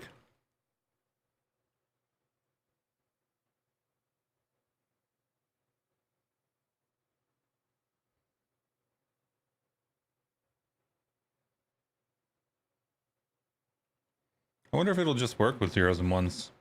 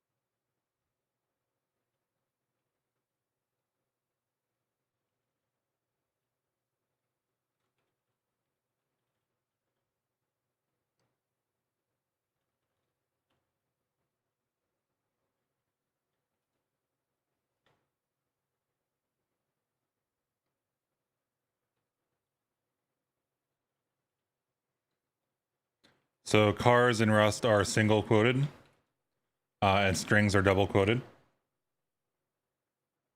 Would it work with actual zeros and ones? I tried that, it did not work.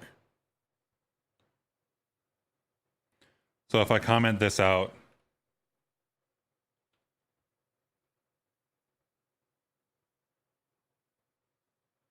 I cannot collect that into a bitvec, which I am trying to do. I guess technically we don't need a bitvec, right?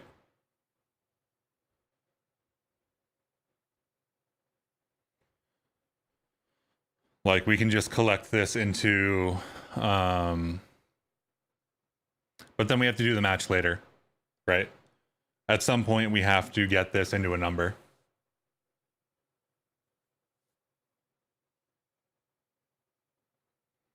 So we could do v.parse.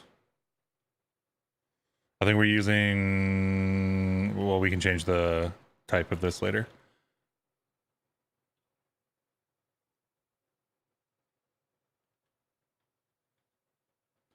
Right, so we parse the U8 out. Actually, no, we need this in bitvec. What am I thinking?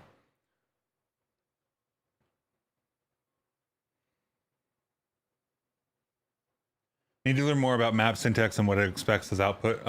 You mean this right here? Like the iterator map?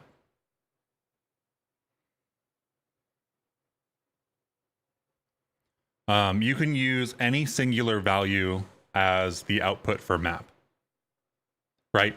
It's the same as a map in JavaScript, exactly the same. So this is your closure, right? So if you were writing this in JavaScript, it would be v like that. And then instead of this, like you could just return 1 here. So that's what it would be in JavaScript. Same exact thing. This is effectively a fat arrow function, where v is the argument, and then we use match syntax to return either true or false, and if it's anything else, we panic.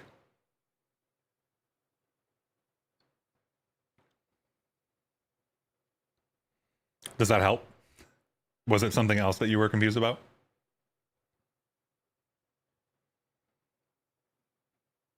Okay, so we have a vec of bitvex here, and I'm going to use the bitvex to do the filtering. So, and then I need to collect the result. So map, when it comes to map, right, you have an iterator before you get to map. So in this case, we have an iterator over individual characters. What that means for us is we have a iterator that will give us 1 and then 0 and then 1 and then 0 and 1 and 1 and 1 and 0, 0, right? So .map is the JavaScript map function, right? So you're taking the 1s and the 0s that come in here, and you are returning whatever you want them to be. So you can return a Boolean, you can return a number, you can return some giant other structure, like doesn't matter. It just needs to be like a singular value. So after this map, and regardless of this map, we still have an iterator. And when you have an iterator and you want to turn it into a vec or turn it into something else, you have to collect into a container. So if I wanted to collect this into a vec, I could just do a vec of like U32s, right? Which we were doing before. So what that would do is it takes the kind of like the stream of characters that we have, the 1s and the 0s, and then it says, okay, take all of these, put them into a vec, and then give us the vec back. So because this is an iterator, and because we're operating on those items inside of the iterator, we can change that container to be almost whatever we want it to be. And collect is that function. It's basically like we have a bunch of individual things. Right now, they are just things that we can operate on individually or iterate over, whatever. But we want them in a thing, right? Something that we can pass around to other things, right? Or do some other operations on. So that's what that is. The map isn't related to the collect really at all. If I got rid of the map and I had cars here, we could collect this back into a string, actually, right? Because an individual character plus an individual character makes a string. And string is kind of like a container.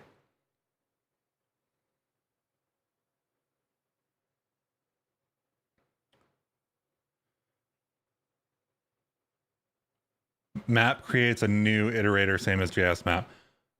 Yes, you can think of it like that, right? So input.cars will return a struct that implements iterator, because iterator is a trait.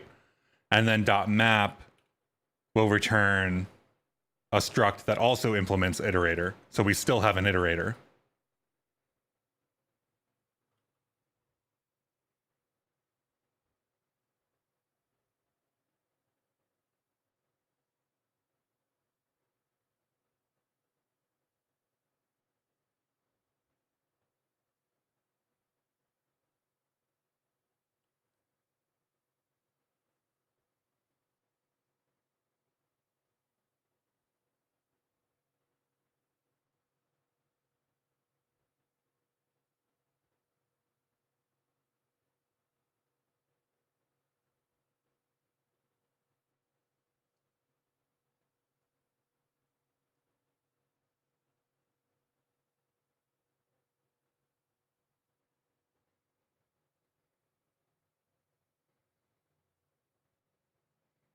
Okay, so now we have a vec of bit vecs because we collected them, and we have the gamma and the epsilon, which we had before.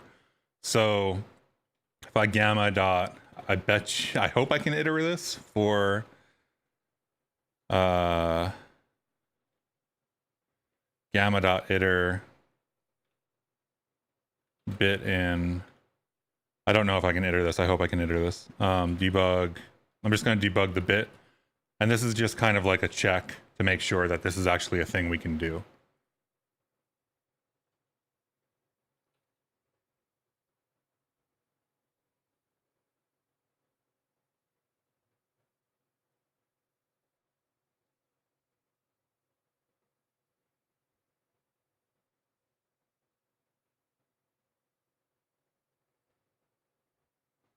Input.cars.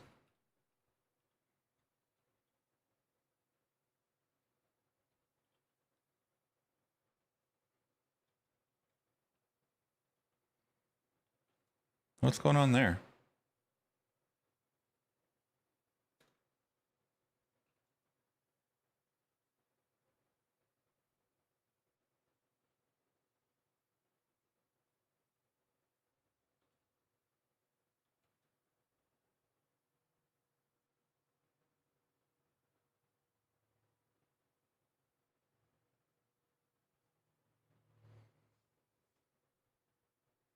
Oh, new lines.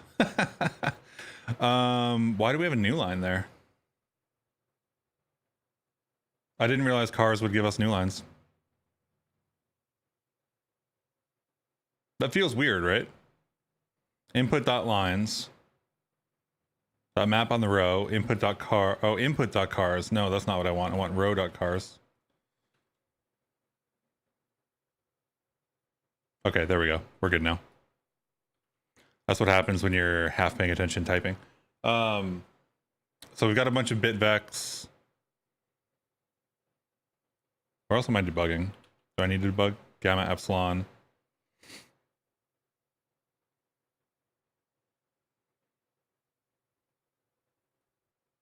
So gamma is 10110 and epsilon is 01001. And then this is the individual bits that we're iterating over. Ooh, that's because we're LSB. You know what? I bet. Where's bitvec?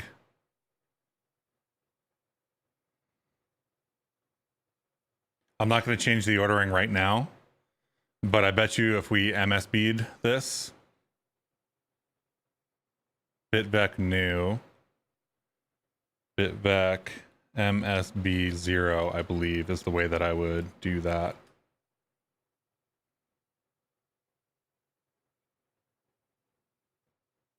Let me go back to part 1 for a second and see if that works. MSB0. MSB0. And get rid of these.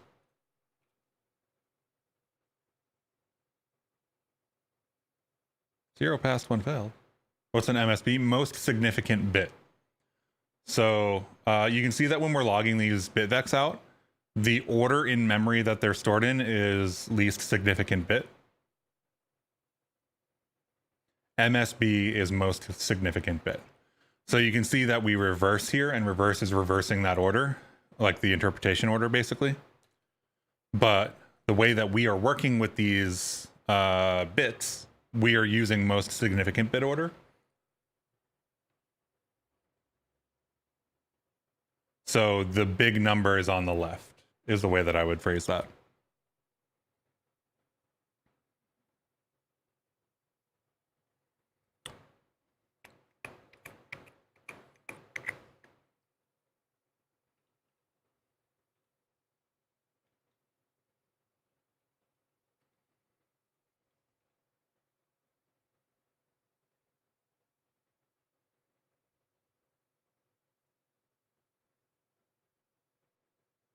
Okay, so this gives us true, false, true, true, false. Makes sense. For bit in gamma.iter. We have to do filters now, is what we have to do. So we have the gamma and we have the epsilon, and then we have the bitvex. The bitvex are the things that we need to filter. So bitvex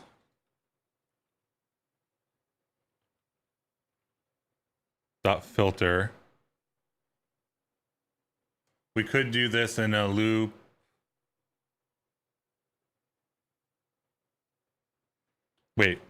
Wait a second. Thinking about it now.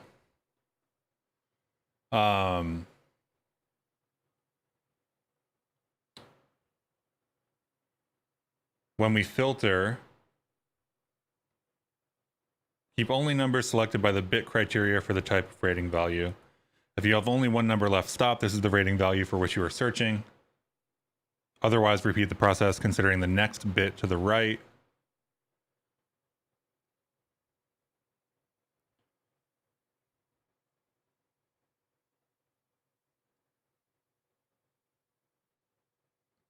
The bit criteria depends on what type of rating value you want to find. To find the oxygen generator rating, the thing that bit me is filtering is progressive by column, so gamma, epsilon don't translate. To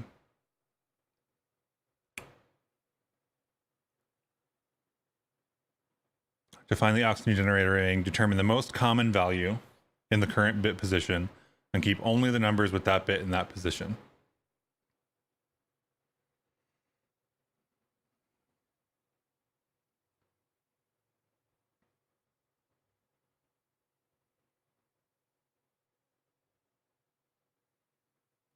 Honestly, this sounds like we're just finding the match.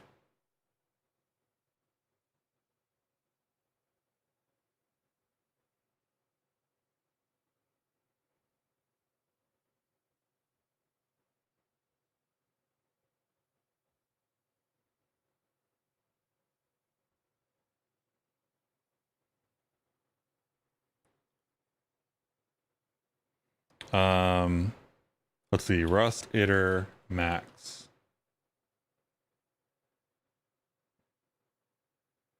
The mode for the columns changes, you filter. The mode changes?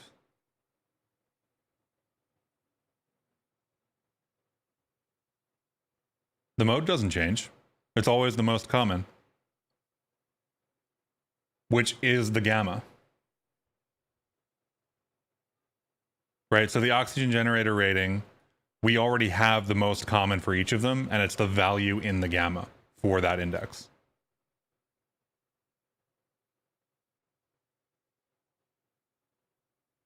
Right? Or did I forget something in the... This is actually a calculation of... No, that's right. You've got me second guessing myself, though, now. What do you mean by the mode changes? Because I don't see any change here. It's always, like, it is gamma. The number of things you include in the most common changes as you filter.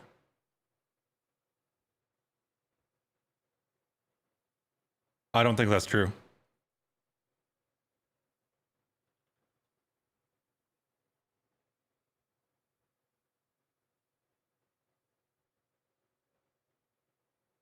Watch what I'm going to do here. I don't think we have to do that.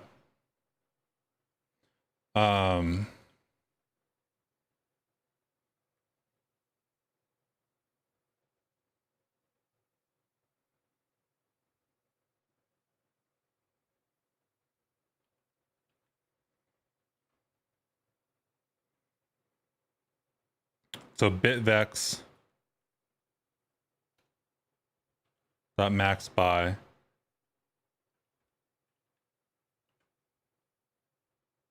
xy, right?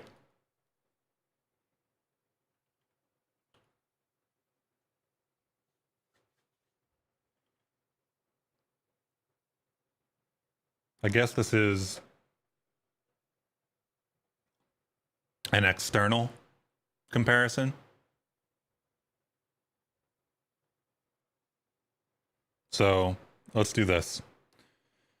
What I'm going to do is function comp bits And it's going to take a bit vec, or I guess a reference to a bit vec, right? And a reference to a bit vec.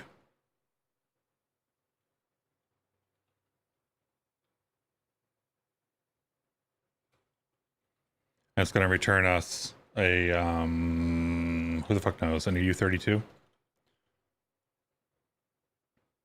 Right?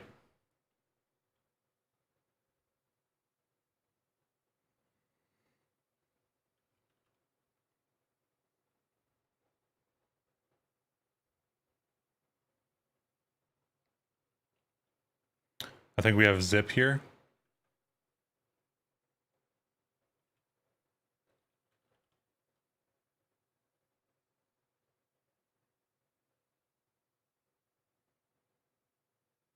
Nightly only? Okay, we're going nightly only, yo.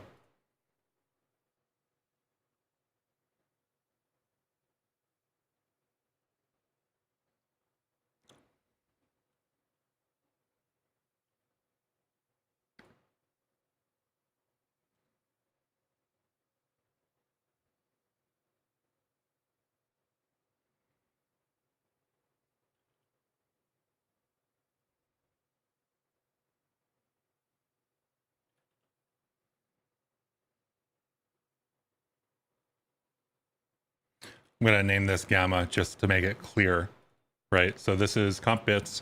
We're going to accept gamma and we're going to accept bits. And we are going to return the number of bits that match.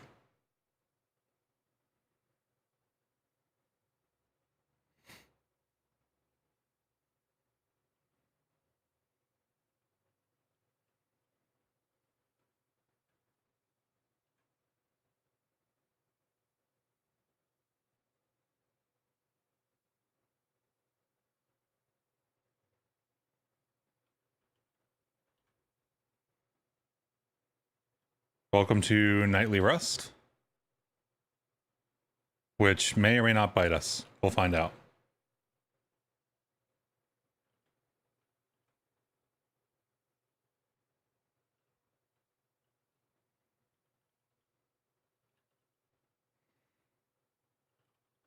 Do we need to dot iter this?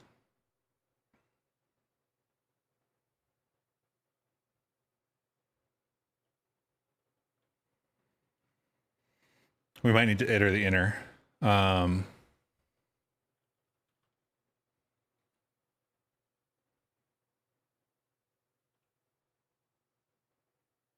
Map A, B, match A equals B. Well, we don't need to match. I habitually go to match. So if A equals B, 1, else 0.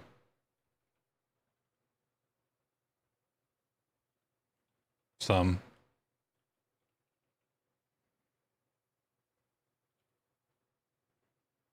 Comp bits.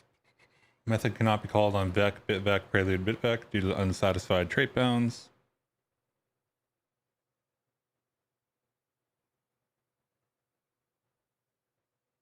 Oh, right. Cargo, we're going to have to go plus nightly here. Test. So we just need to compile for a second.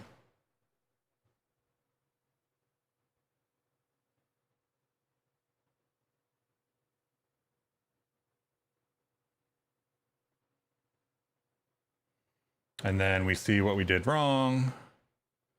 76 has a syntax error.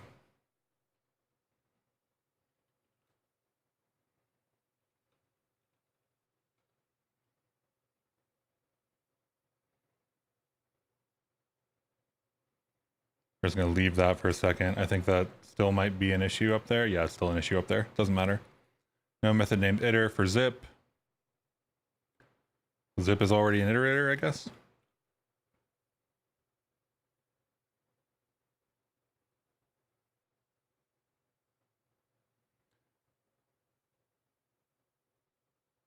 This needs to be a tuple.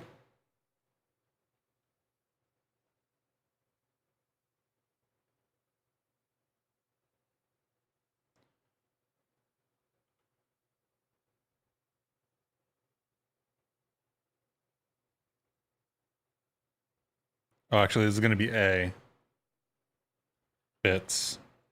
This is going to be B bits. And right? No, this is going to be gamma in bits. So this is going to be CMP bits, gamma,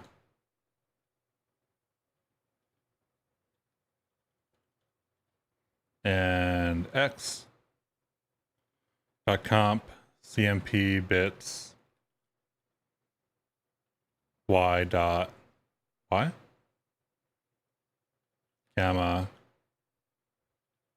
Y.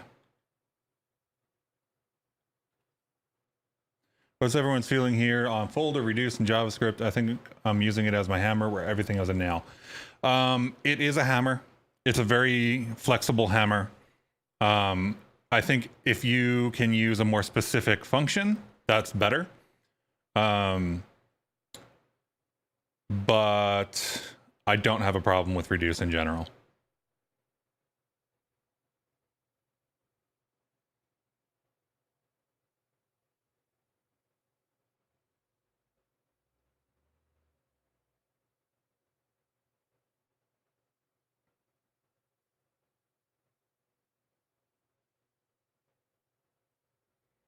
Expected U32, found U32. Where are we? Comp bits, comp bits.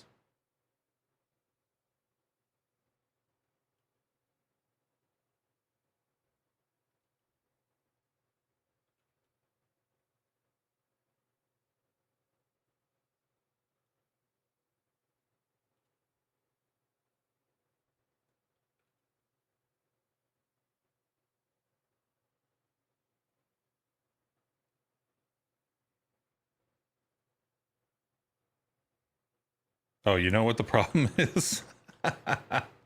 Whoops, I need to enter that. Okay, so this is most common. This is the least common, and this is not gamma. This is epsilon.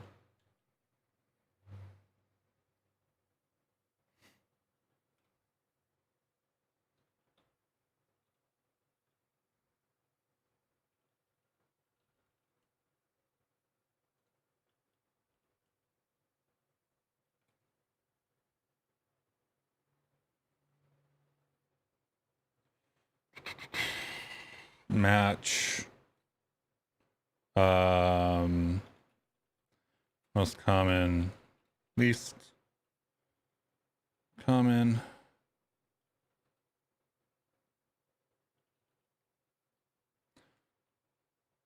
Some A, some B.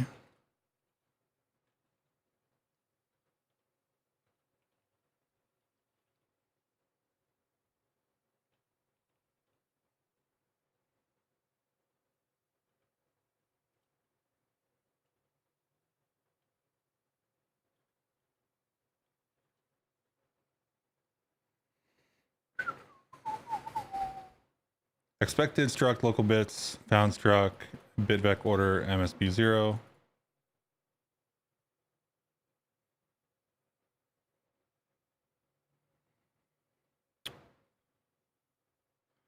So do I need to specify these as?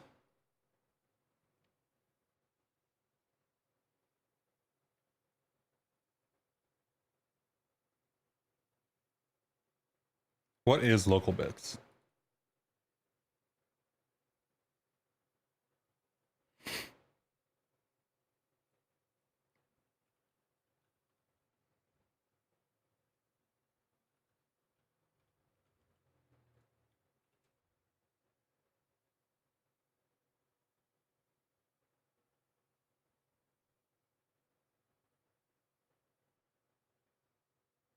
Does this D reference to local bits?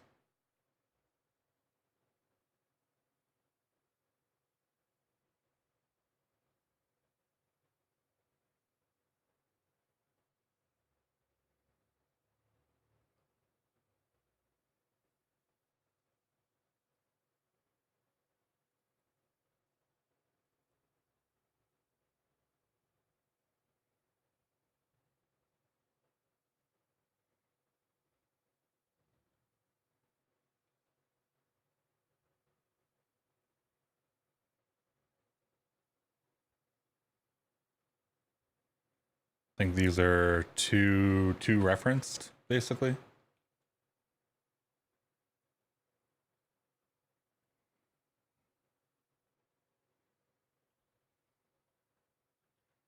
Let's go to bitvec.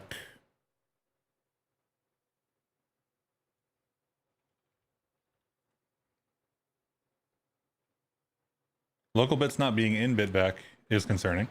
What's going on here? Oh, you know what I did, actually? I need to do the same thing with the order, right? So bitvex is bitvec here.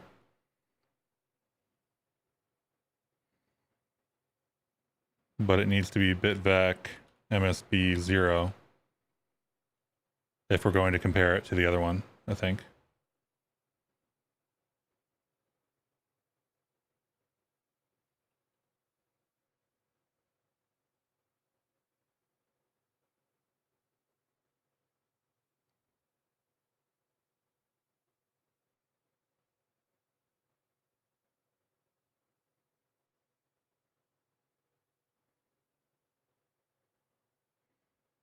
Gamma and Y at 77.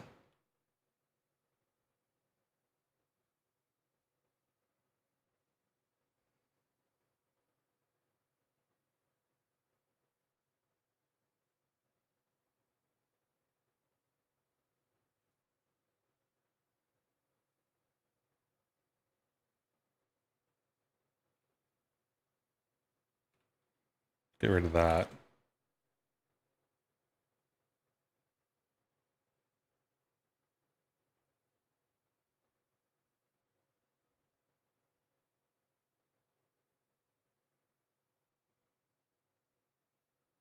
The local bits thing is interesting. I find it strange because there is no local bits in bitvec. Took me well over 1 hour to solve part 2 this morning. Only day 3. I won't make it till 25. You'll do fine. I think this one is a little bit like awkward, if that makes sense. Like, a lot of these questions are written for people who actually already know what they're supposed to be doing. Which is, you know, whatever. I don't think there's any shame in like looking at other people's answers and then taking it back and then going to do yours, because this isn't like a test, right? Like Advent of Code is not a test. It's not a job interview. It's none of those things, right? It's a opportunity to have some fun, write some code, learn some things. So if you think you're not going to make it till 25, I would encourage you that when you get stuck, you should look at what other people are doing and read up on it a little bit, and then go back and try to incorporate that into your answer, because you'll get more out of doing that and learning about how other people are doing it than you will about struggling alone, just kind of like not finishing.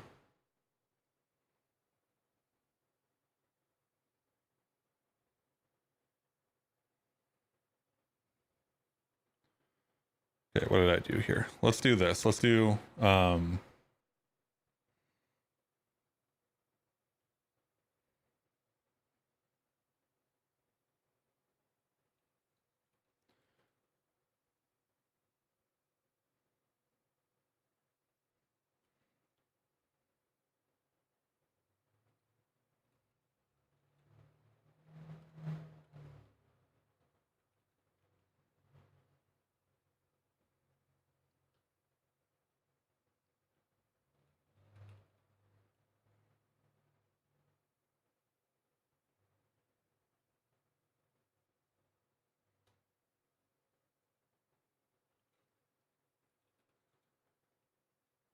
I looked up a solution that uses a bunch of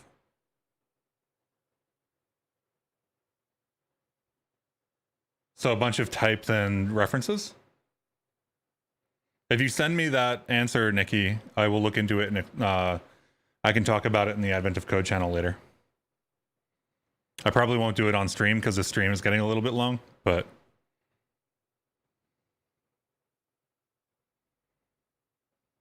So this here, and this one is gamma. Bunch of binary operations. Yeah, that makes sense. That's kind of what I'm getting at when I was saying, like, sometimes you're like, some of these questions are, you're supposed to already know what to do. Because I'm sure that somebody read this and was like, oh, bits, I've seen this question before. I know how to do it without actually doing any programming and kind of like just doing bit fiddling. But that is not me.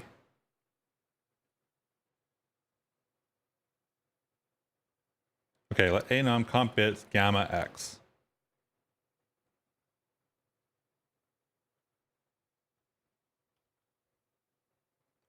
Is that my problem?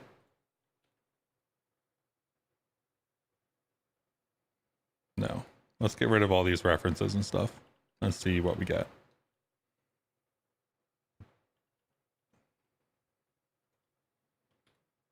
I really wish Rustlang was working right now, because I really appreciate when it can tell me what's going on here. Okay, expected a reference, found a bit vec for gamma. That makes sense to me.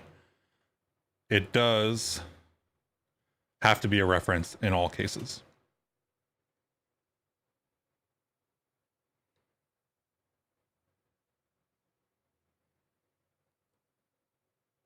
This one is the confusing one for me. Comp bits gamma x. Bitvec order MSB0 found struct local bits.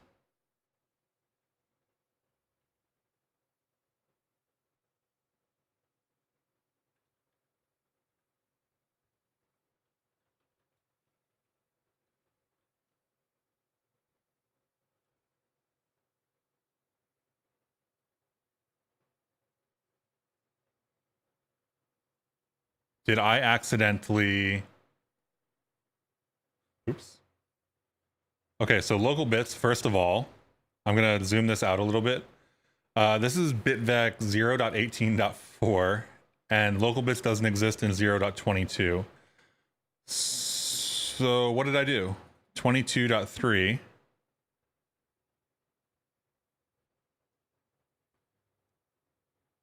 We aren't using nom here. We aren't using iter tools here, so I'm going to get rid of those. And we're going to build nightly here. I guess we do have nom in here somewhere.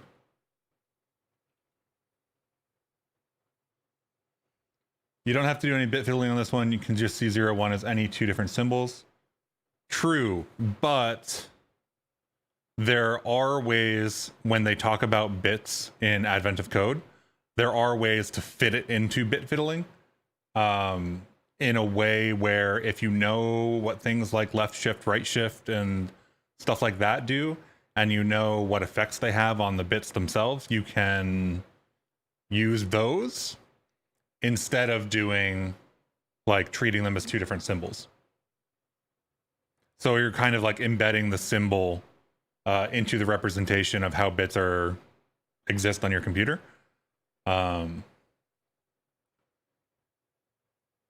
Consider borrowing here, bnum. That makes sense to me.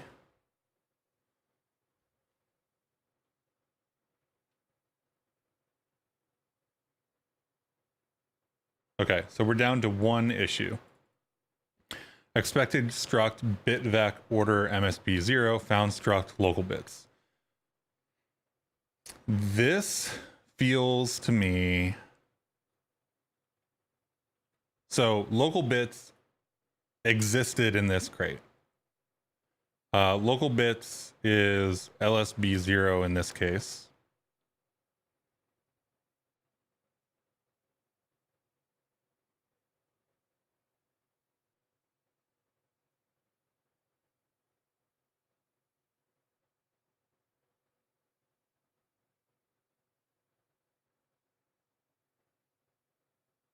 But the most recent version of the crate doesn't have local bits, and the most recent version of the crate is the one that we're using. So Rust local bits. That's in bitvec. That's all in bitvec. So it's got to be a bitvec thing. So let's do bitvec rs. I know that there's a v2 that is coming out. So I'm going to go look for, or not a v2, sorry, a 1.0. And a 1.0 that includes some breaking changes. 6 months ago, develop was updated. So develop seems like the one that we want to look at. Slice vec API. I think we can just do local bits here to get a little bit of a look into what's going on. It does look like they use something called local bits here.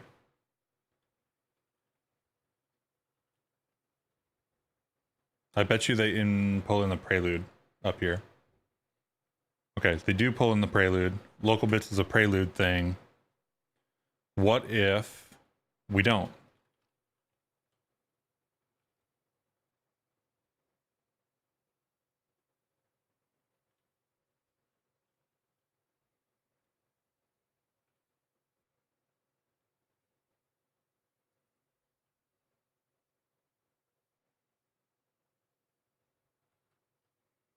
So basically all I'm doing right now is instead of pulling in the prelude, which pulls in a bunch of stuff, I'm pulling in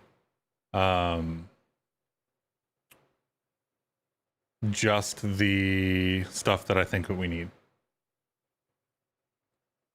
And working our way back up to the error. Local bits is still a problem though. So I'm inclined to think that this won't help that much. Is bitvec the same as fixed bit set? I do not know. I don't have the answer for that. Is fixed bit set the thing in bitvec, or is it somewhere else?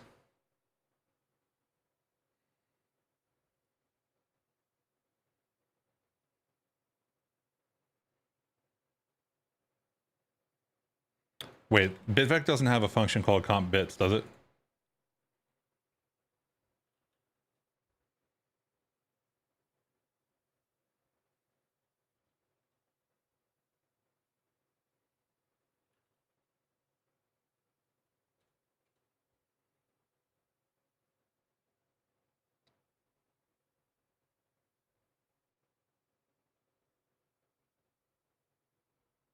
Okay.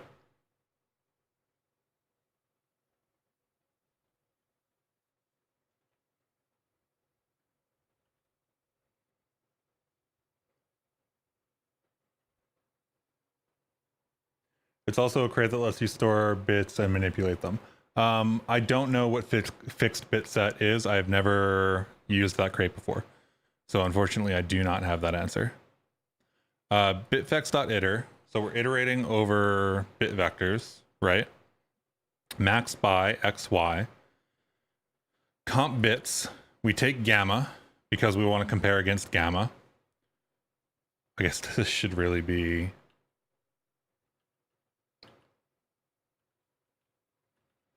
common bits.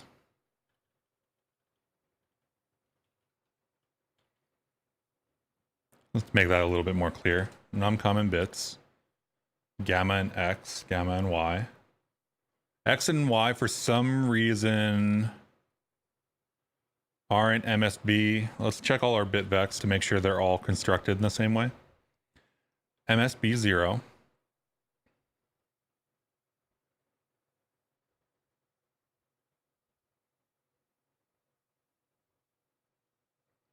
Here we go.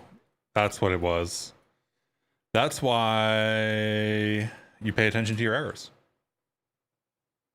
Because I did basically, when bitvec is instantiated as a type, it can be instantiated as least significant bit first or most significant bit first. I missed one of the types, and Rust was like, hey, you didn't initialize this correctly. But because it's still valid code, it came down to when I tried to use it. So there's that.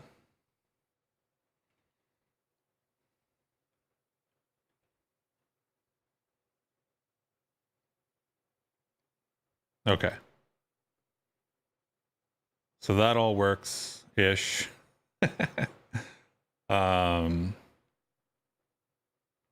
We are getting the wrong answer currently.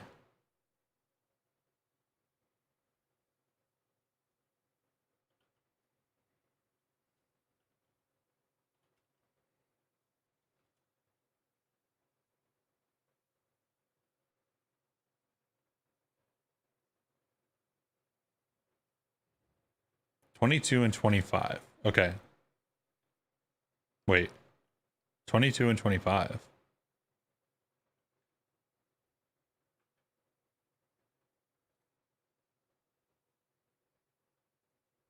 Those are wrong. Should be 23 and 10.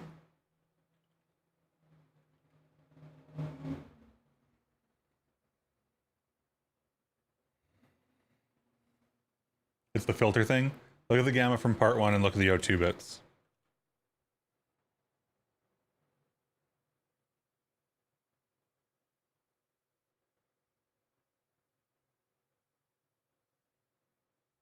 Okay, 10110.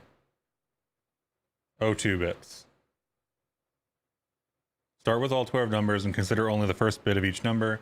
There are more 1 bits than 0 bits, so keep only the 7 numbers with a 1 in the first position. Right? And then consider the second bit of the 7 remaining numbers. There are more 0 bits than 1 bits, so keep only the 4 numbers with 0 in the second position.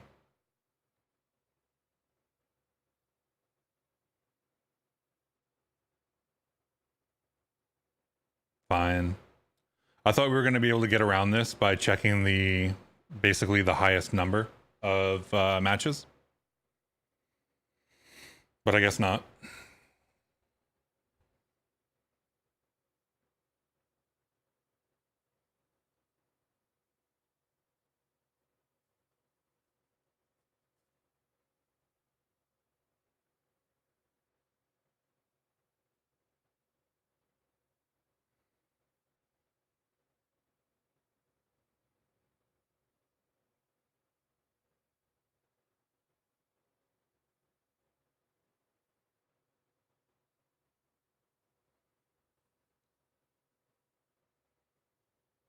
It's basically find the longest match.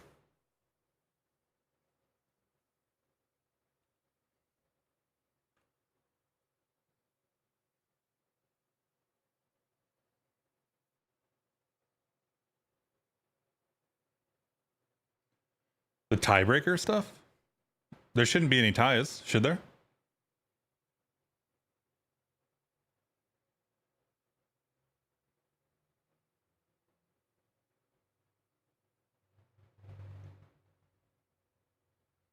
What do you mean the match changes with each filter, Derek? It doesn't actually change, right? So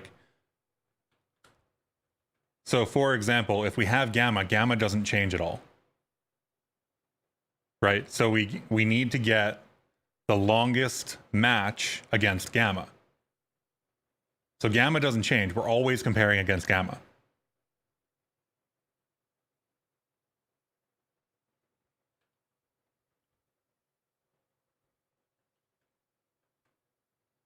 The last part, where?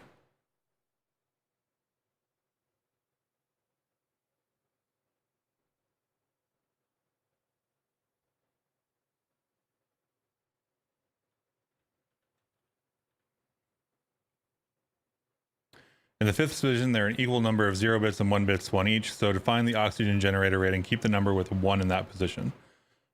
That's so annoying. Why is that buried like 4 paragraphs down into 3 lists in? I hate that about adventure code. I really do.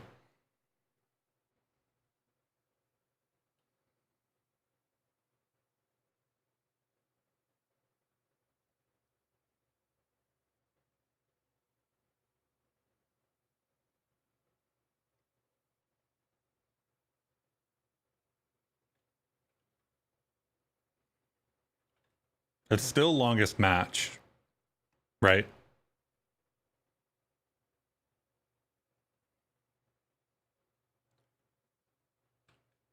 It's just that the longest match can return multiple results.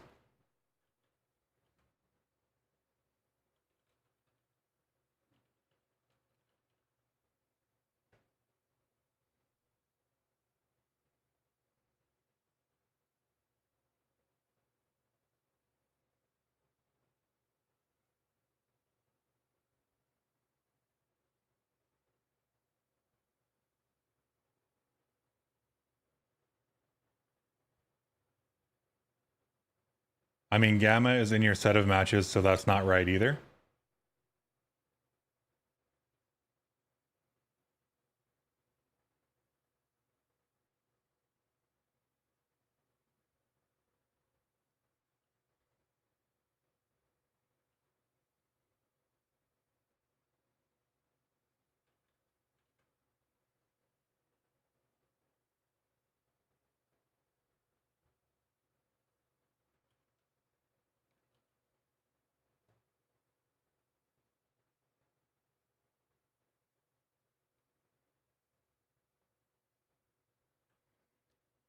So I do get that for gamma. Like we do have that value.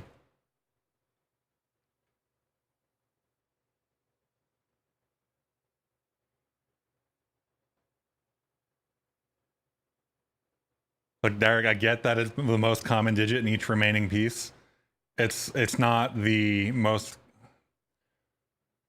You always compare against gamma, right? It's always gamma A, gamma B, gamma C, gamma D, right? That doesn't change at all. So if you can find the longest match out of all the matches, then you're left with a list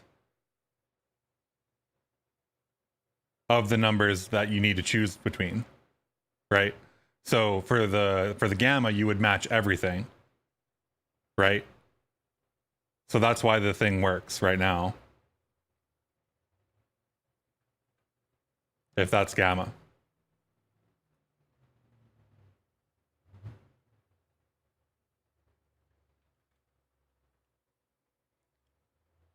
You're saying you have to reevaluate the gamma mat. Okay. I get you. I understand what you're saying now. After you remove numbers, you're supposed to recalculate gamma.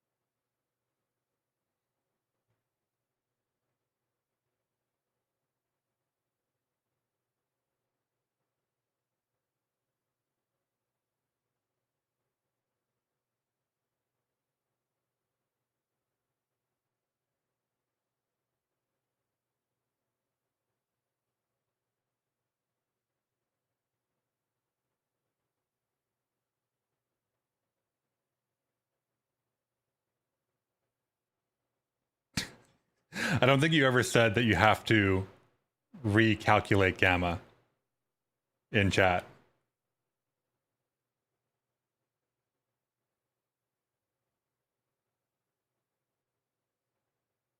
I'm trying to figure out where I missed it because I know you were talking about it before.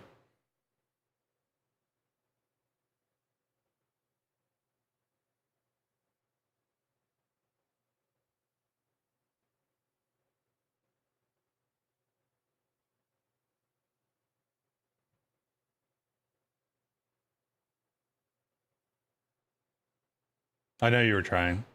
That's why I'm trying to figure out where I could have picked it up.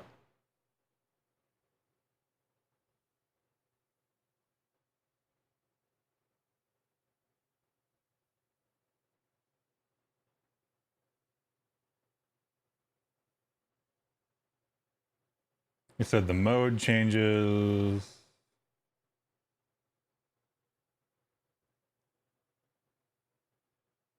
You never said the gamma changes with each filter, Derek.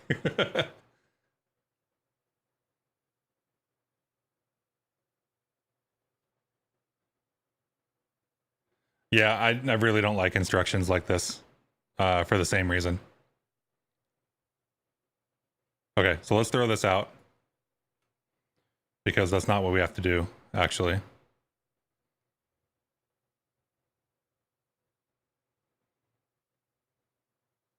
And we'll do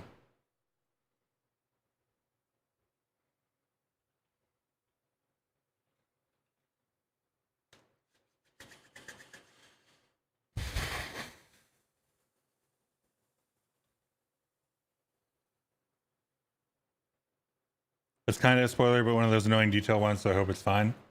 One more thing for later. Make sure you stop filtering the list of candidates down when there's only one candidate left. Yes, I did read that, Nikki. I appreciate that.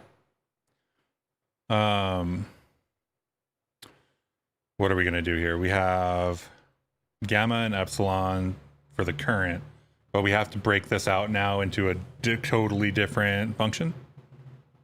I'm running it again. So n rows, n calls, bits.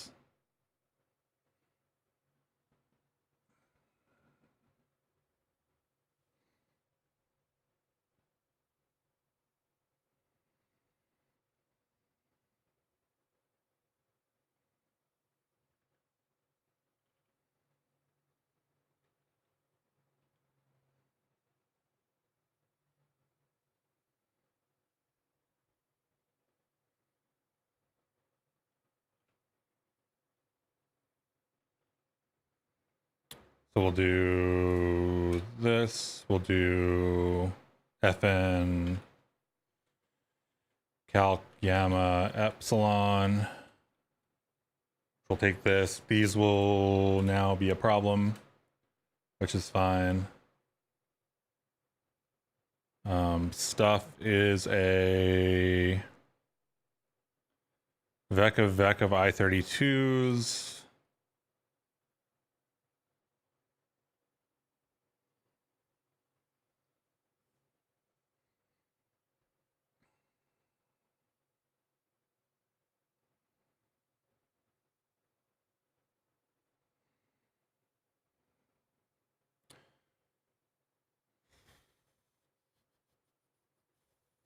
I guess we just keep stuff around, right? And then we index into it.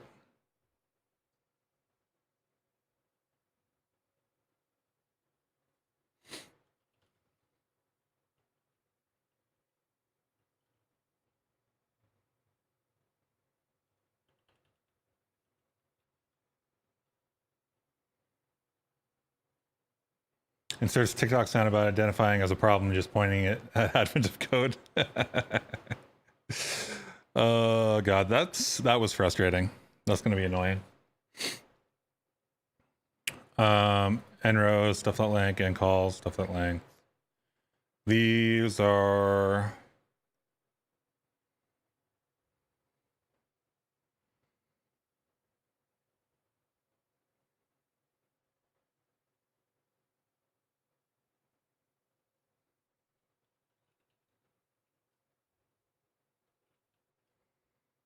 we're gonna return gamma epsilon.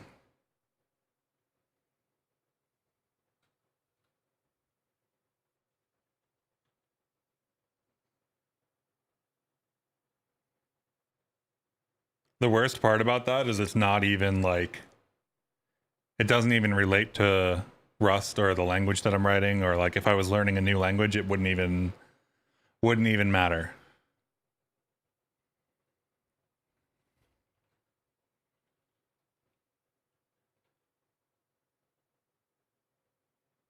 It's definitely why you moved from that to that. Yeah. I think I'm going to try to figure out how to clean this all up later. I almost wish they'd let you see part 2 before, like, before you did part 1, so that you would know how you had to extend the problem. Which I also get is like an interesting programming problem. Like refactoring is cool. I like that part about it. I just don't, the question explanations are not good, and they never have been. But it also, I'm sure, takes a shit ton of work to do this. So don't take that as me saying anything bad about like advent of code as a thing. I wish the problems were more clearly explained. And I appreciate all the work that goes into setting them up in the first place. So let's do stuff here. Doesn't have a size known at compile time.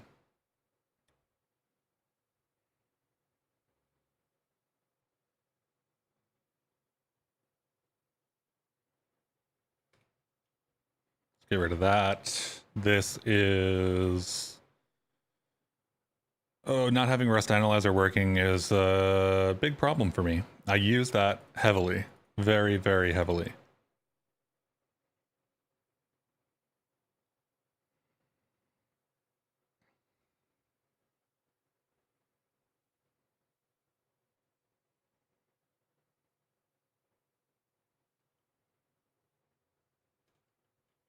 There we go.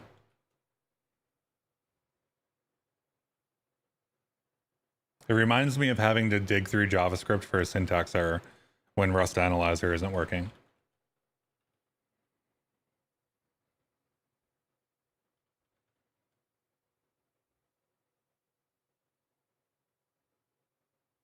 So this is no longer what we need to do. We don't need totals here, do we?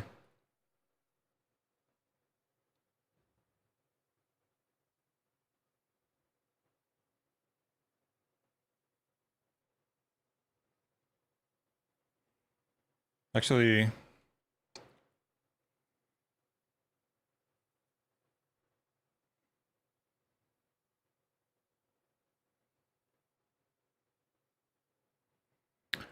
so this is most common, least common, right? So that gives me the...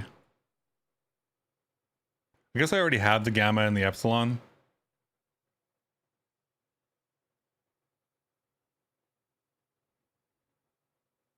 So I need this to go into my function down here.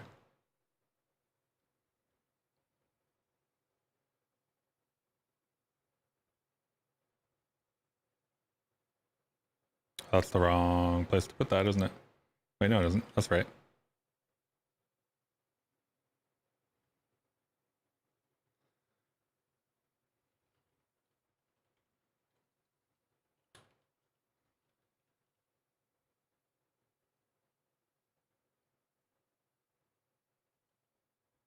Okay, so then we calc gamma epsilon, and we do that while... You can probably... Oh, did I highlight your comment? Oops. That's not what I meant to do. There, now you're double highlighted. Yeah, whoops. I still need to learn how to work that. I appreciate the call out. What are we doing here? So we have stuff, which is a vec of I32s. We pass that into calc gamma ep. We get gamma and we get epsilon. These are bit vectors. So we can use this in each iteration.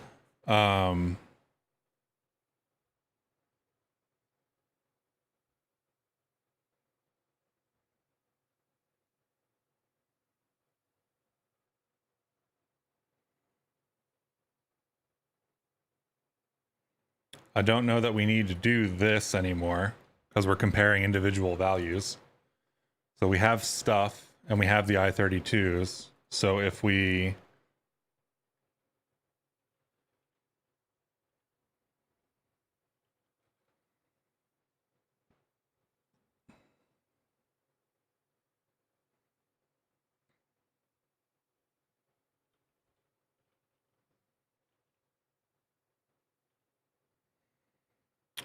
While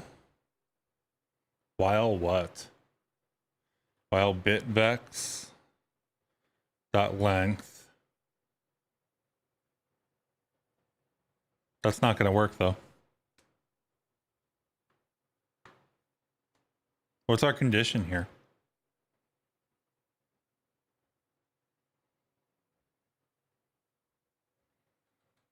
Greater than 1. And then we check to see if two don't match, break. Or if everything doesn't match, then we break out of while.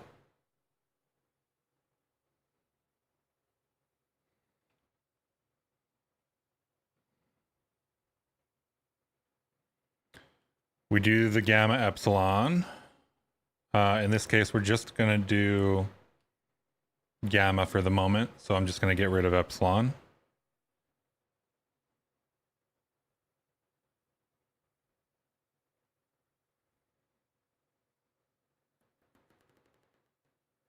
Actually,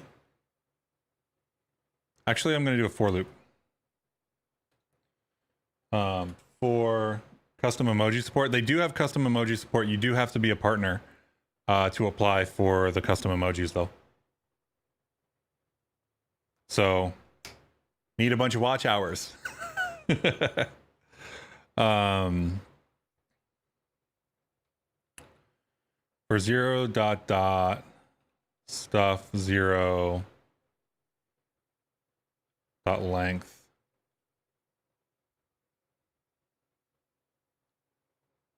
Then we calc the gamma. And then do we still break in that case? Yeah, I think we still break if everything doesn't match. We have the gamma. So gamma I in gamma I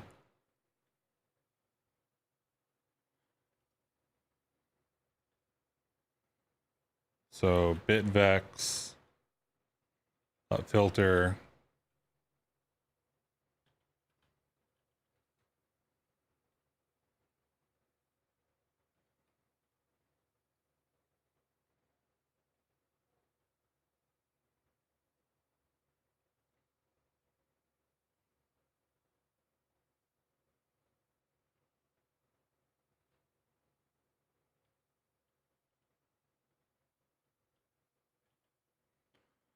so bitvex dot filter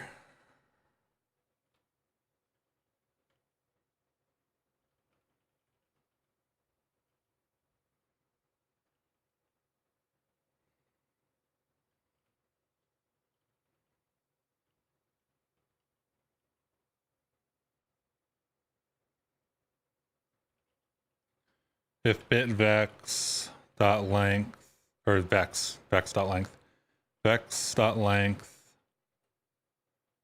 equals 0, break, else set the vex, and then do it again. But there's something wrong here. So vi and gamma I filter, this needs to iter.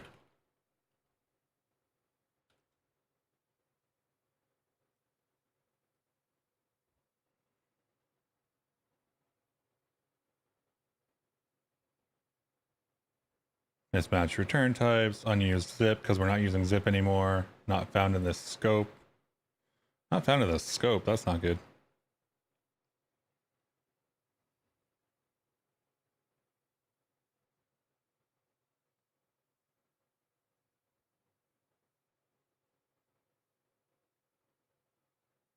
That's what we need. So when we have most common and least common, where is most common?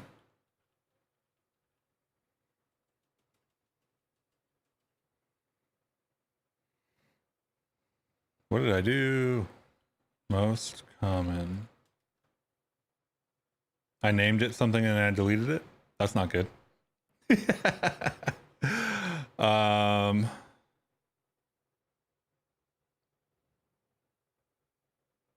for v in totals, gamma dot push. So we have the bit vex. We have gamma and epsilon here. I think that's what we needed. And then 48 generic without surrounding. Oh yeah, for sure. Rust compiler is so good.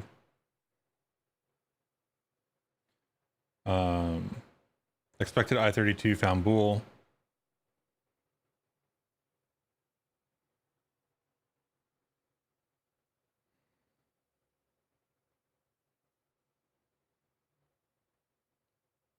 Gamma I is a bool.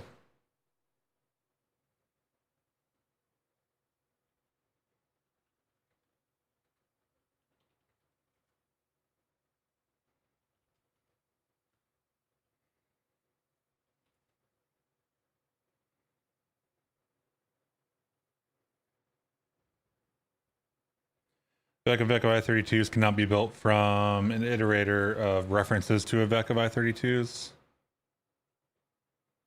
So you're saying that this is the problem?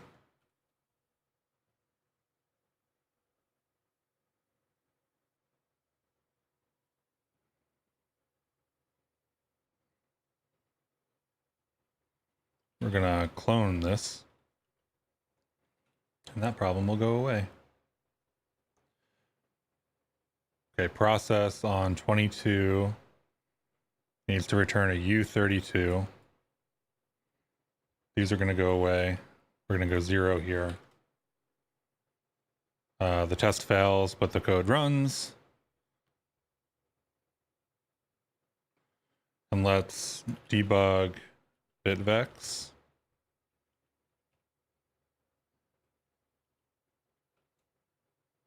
Unexpected closing delimiter. Calculate 10110. Is that even right?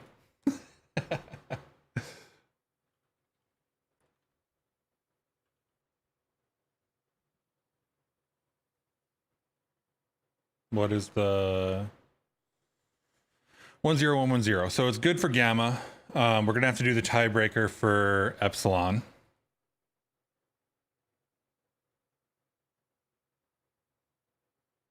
What do you mean nope? What is nope?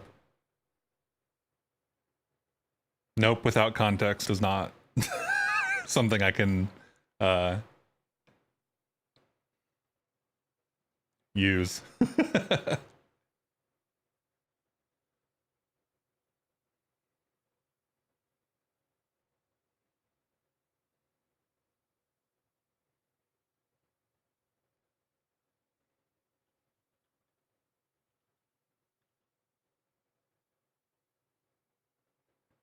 That was just the calculation of the first match.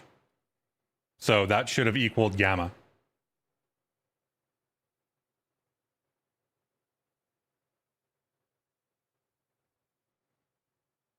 O2 is 10111. Is O2 the most common or the least common one?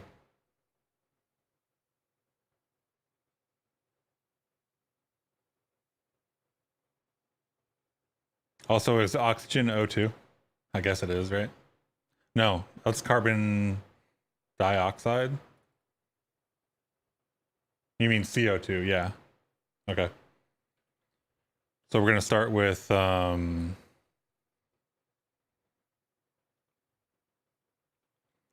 epsilon vex.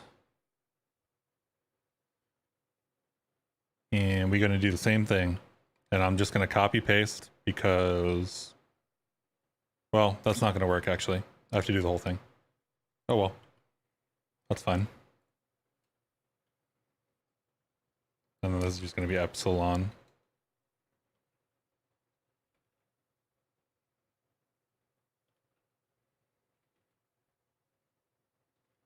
Because I've been all over the place, this code is just going to be absolutely unmaintainable, as somebody else put their own code description earlier. Epsilon vex, gamma vex, epsilon vex.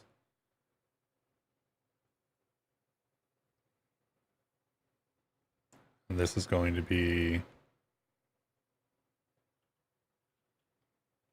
gamma vex, and this is going to be epsilon vex. Clearly should be a function because I'm just copying and pasting names around, but 0, 1, 0, 1, 0. Okay, so that is wrong for epsilon, which we expected.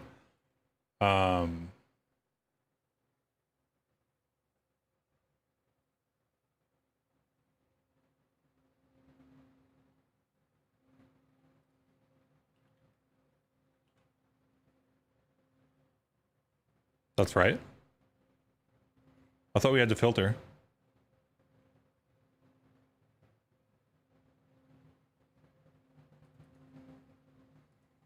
God, I wish they just put like, here's your input and here's what your output needs to be, instead of wrapping it all in hundreds of words of whatever.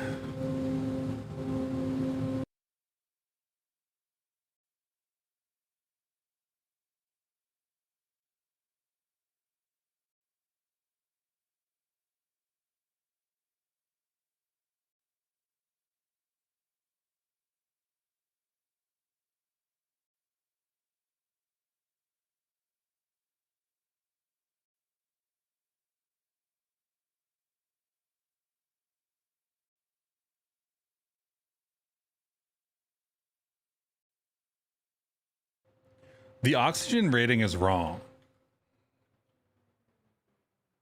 Because it says 10110, which matches my oxygen, but it doesn't match what they're telling me it is.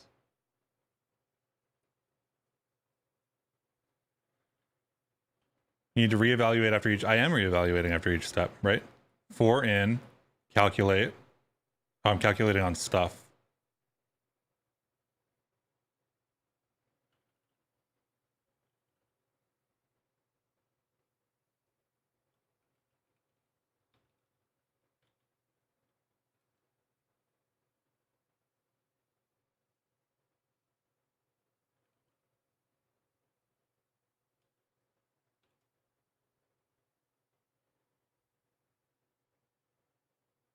Too many words surrounding core problem. That's one of the biggest deterrents for me with Rust. Super verbose terminal output is mental white noise to me. That's because I have a ton of warnings and errors and stuff here. The information that Rust outputs is actually like useful stuff.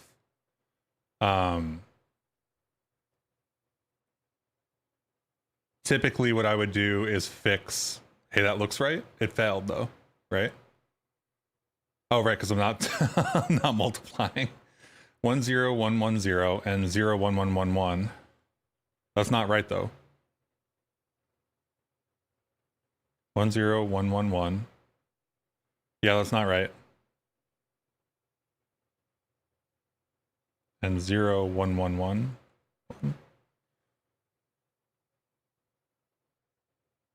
It should be 01010 and 10111.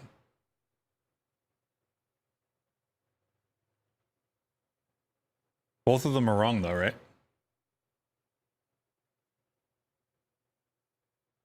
My equals case is wrong.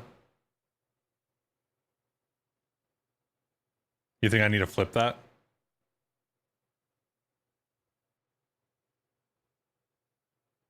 When they're equal for epsilon, it needs to be 0, not 1.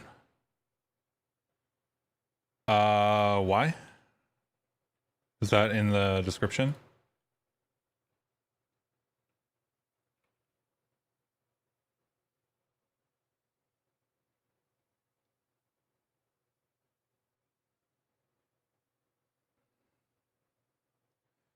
Determine the most common value, 0 or 1.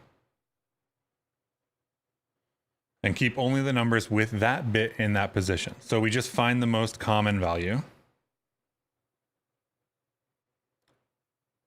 And if they're equally common, keep values with a 1. So we're not doing if they're equally common.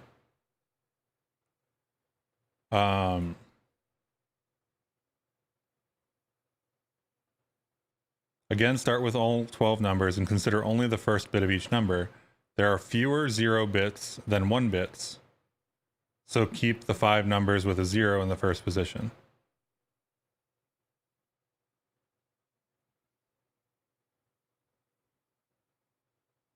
No, that's...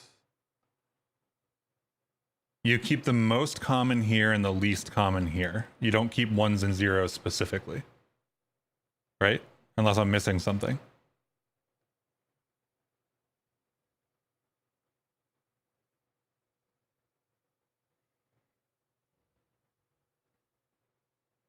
Because epsilon will give us the least common for this batch, right?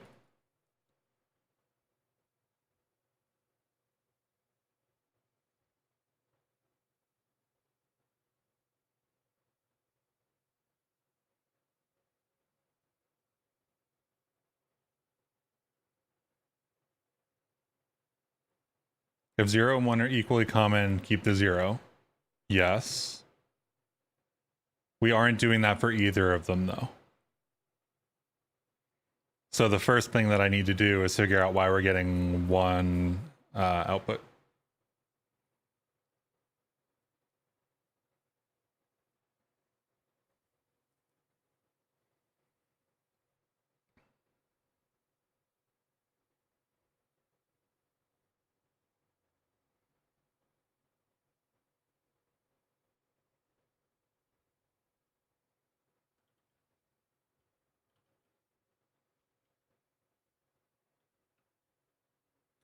One zero one one zero is right for O2. It is not right for O2. It needs to be 10111.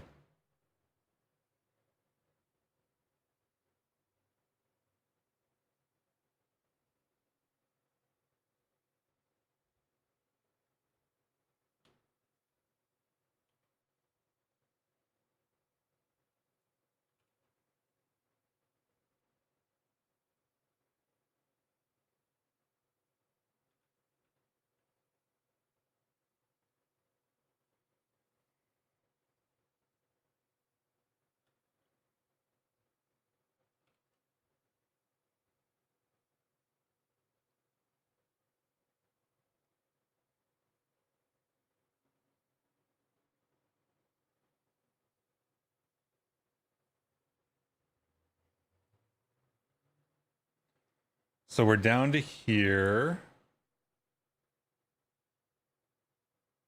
Whatever iteration this is the one that we need to stop on.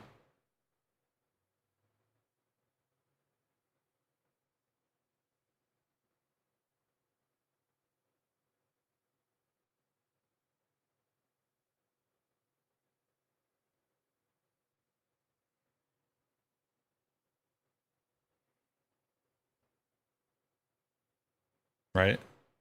See. Let's do this. Let's do print line display of vex. Print line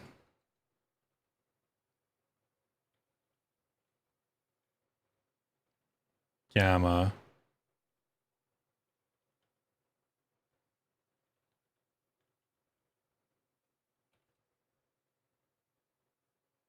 Cannot be formatted with the default formatter. Yay.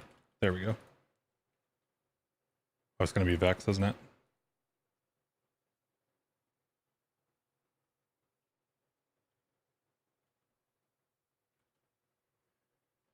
Can you pop to calc gamma ep? What do you mean by pop?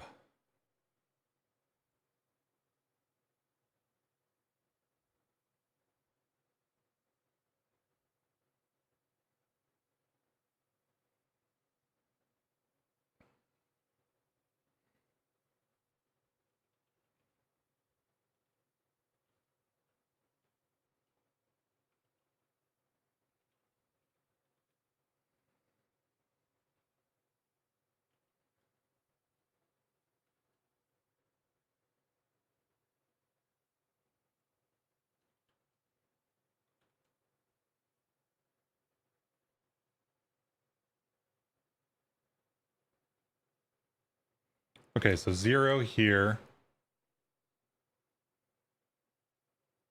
So filter out.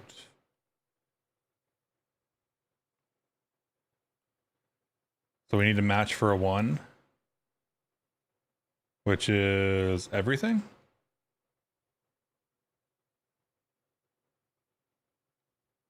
And then we need to match for a 0, which results in these 4. So we take those 4 and we go into this one. We're at 2 now. So we're looking for 1 and a 2, which brings us down to 3.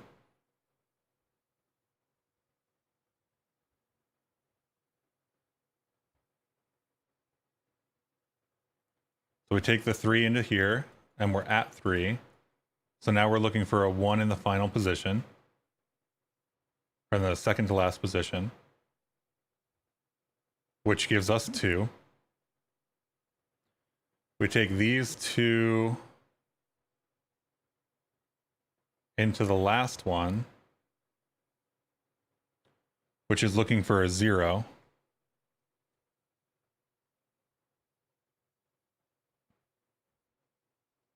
Which matches. Wait, no.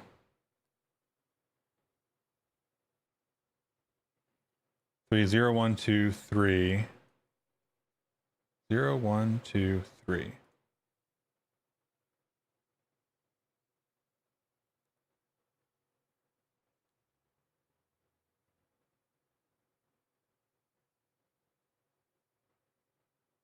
Zero, 1, 2. So this is a 1. We're looking for a 1 in 0, 1, 2 in the middle.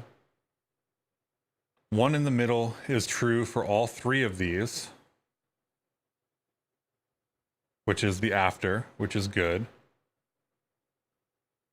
So we take these 3, and then we have to look for a 1 in the 4th position. 1 in the 4th, 1 in the 4th, not. So we filter down to 2. So we have the 2. They come in, and in 0, 1, 2, 3, we're looking for a 1 in the 4th position, right? So we come in with 2 here, and we end up with 2 here.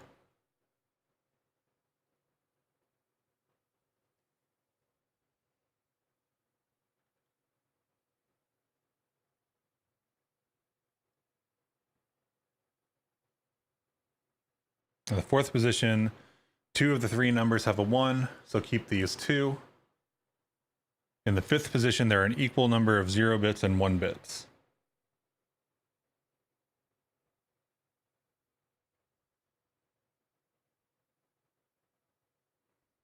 So this is our result when we have 2, and when we have 2, we go into 4. 4, 0, 1, 2, 3, 4 is the last one, right? At which point we're looking for a 0. We're looking for a 0 in each of these, but because we have an equal number of zeros and ones, we then just choose the 0.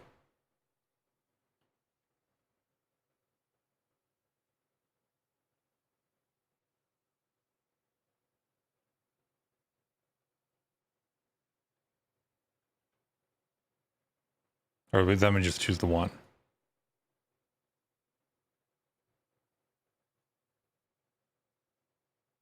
Keep only the numbers.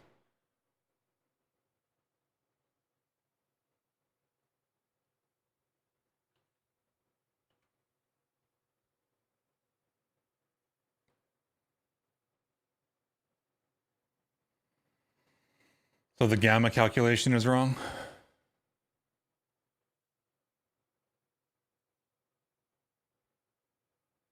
And what we actually need here is a 3rd value.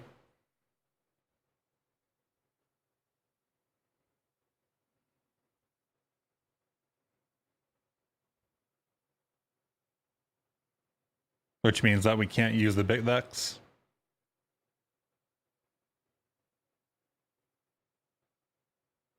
That's annoying.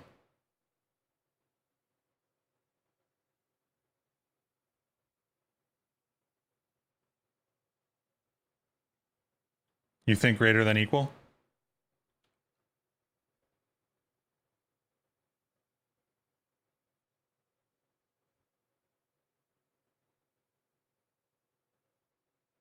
So at the end there, we get 1110 in that case.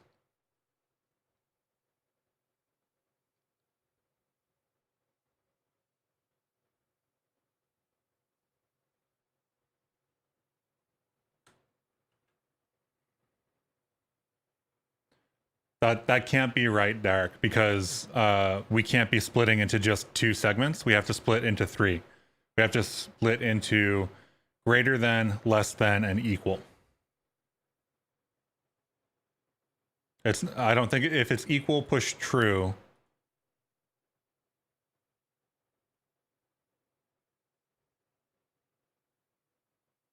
We can either split into greater than, less than, or equal there, which we should do, or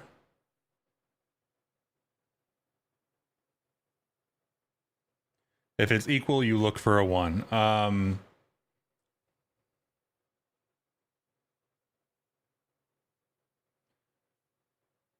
If it's equal, you look for a 1. So you think where's the thing? So you're saying that this, because it will implicitly do that.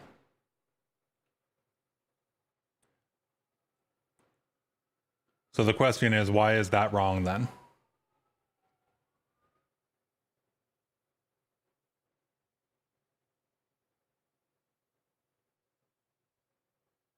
Right?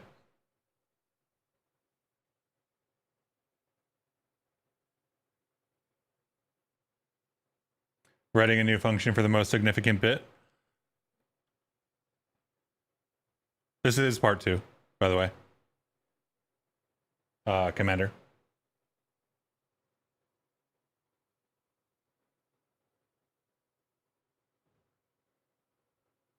Is it because n rows over 2 is a fraction?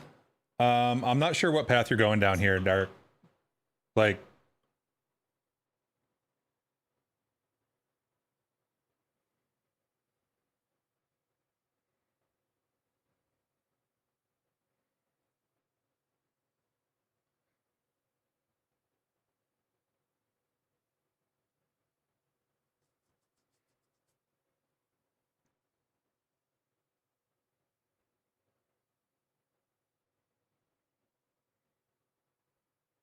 I worked 5 hours on part 2. We're almost done with part 2. Let's do Vec.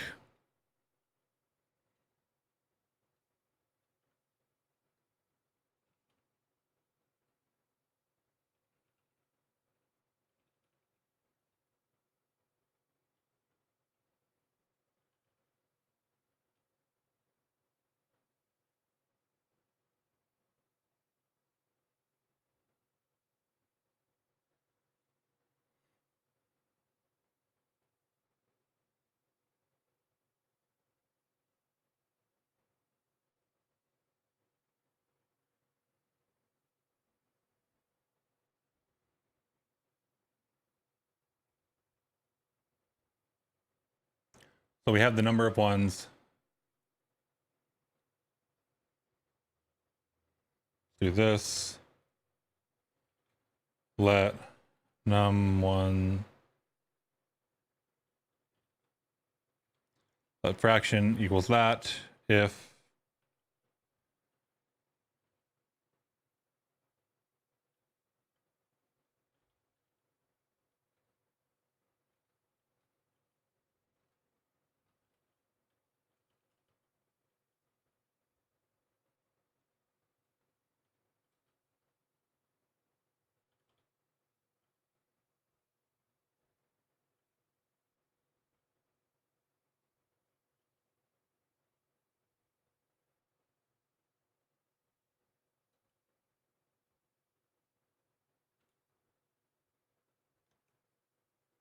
there's something off here, like based on the instructions, when they're equal, it should be true for gamma and false for epsilon.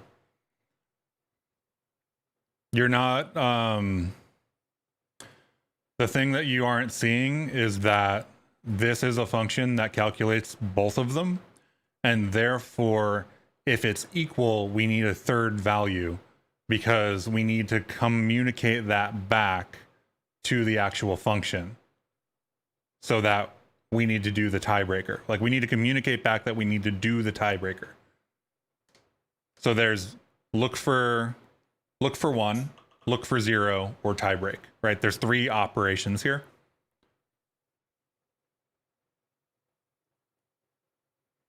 What IDE is that? On the right-hand side, we have VS Code. On the left-hand side, we have new shell.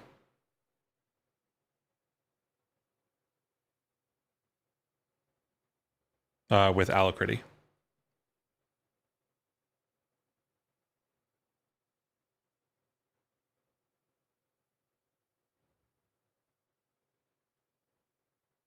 But isn't gamma being the result of the tiebreaker the same as manually handling the tiebreaker? You're missing the fact that this function builds both of them up.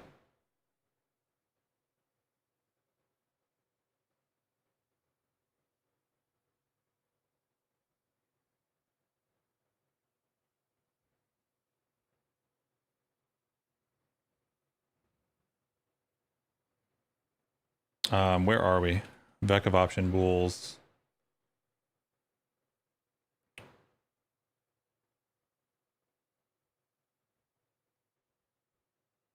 $53. So we need to handle this differently now.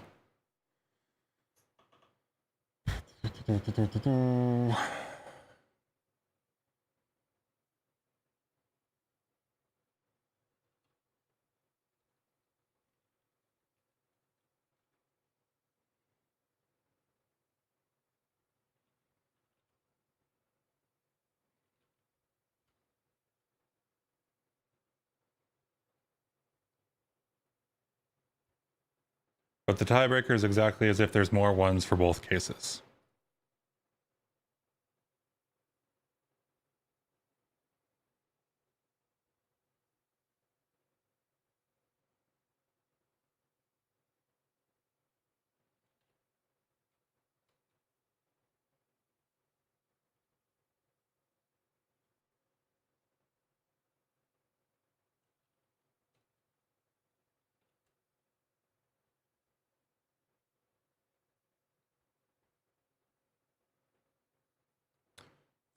$55.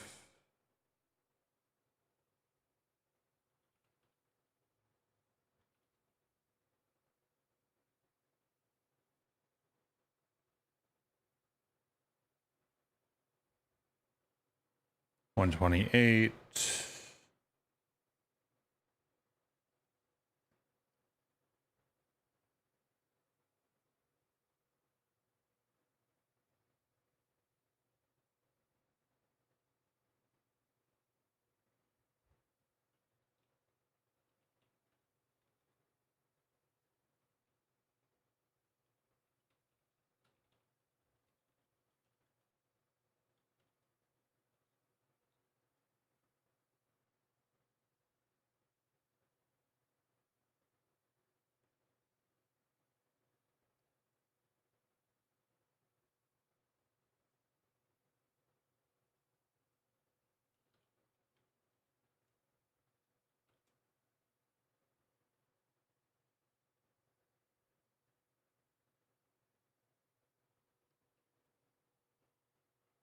Okay. So true, true, true, true, not.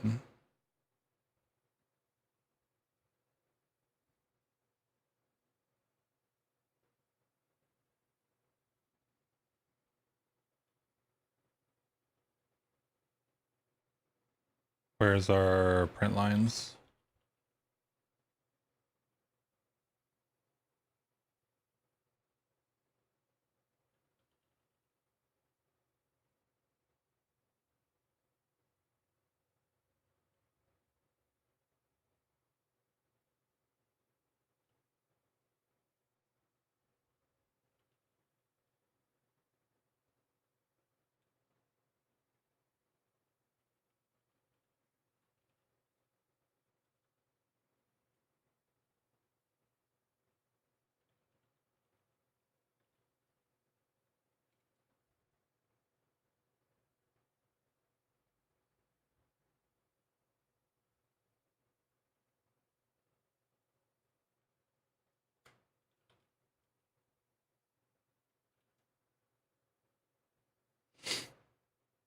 And then we need to print out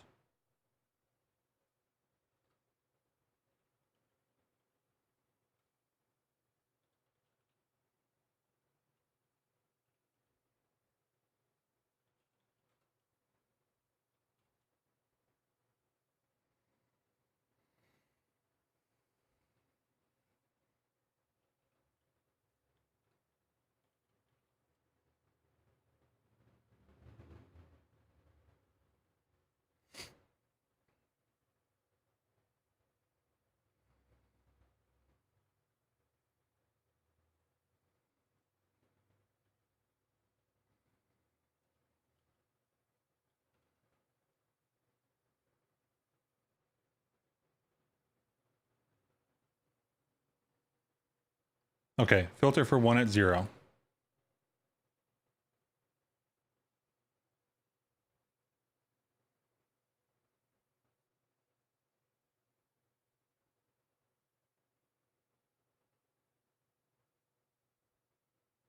That doesn't look right.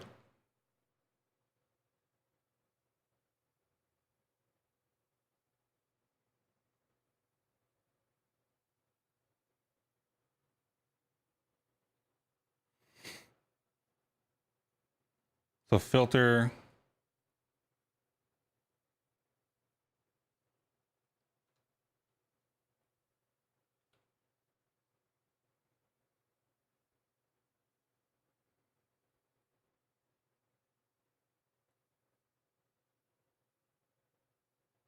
let's get rid of the epsilon stuff for a moment.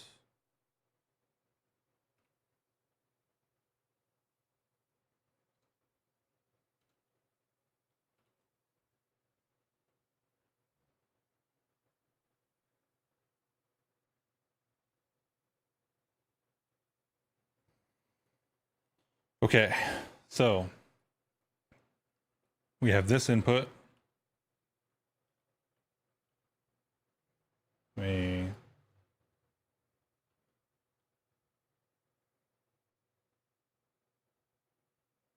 do this.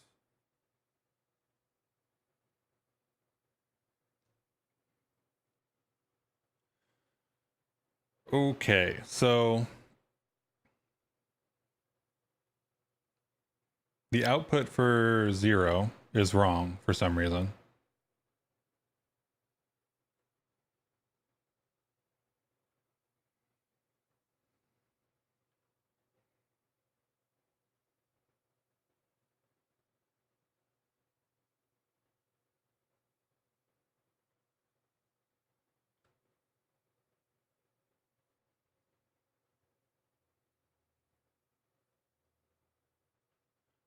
I think I just accidentally closed out my terminal. There it is. I don't know why Chrome doesn't want to behave here.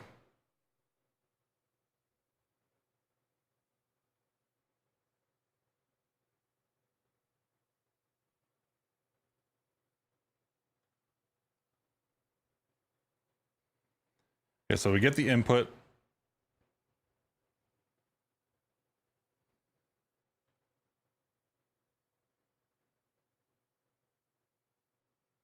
And we aren't filtering anything out on the first one.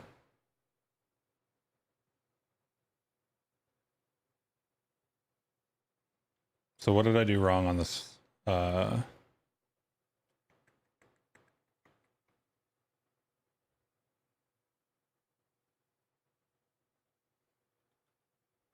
we go.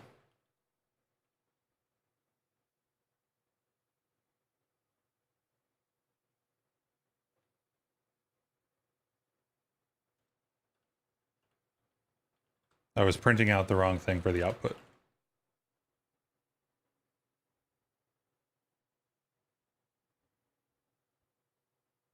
Okay, so it's 2, 0, 1, 2, 1, 1, 0. So we get down to 2. We get 2. In 3, we have none. So for none, we choose the one with 1. May rename that things in part 2 as oxygen and CO2. Yeah. Yep. Might be helpful to rename those. Let's look at this.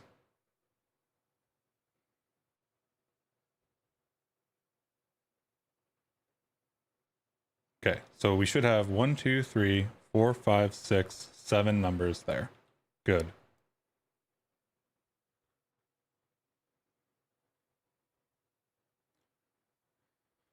Then we should have 4.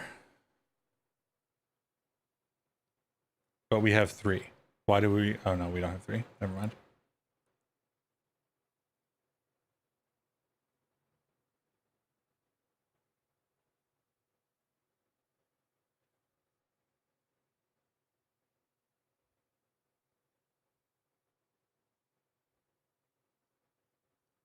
So we have the input. We have 0. We're looking for 1 in the first position, which should give us 7, and it does. And then we have 7, and we should be getting...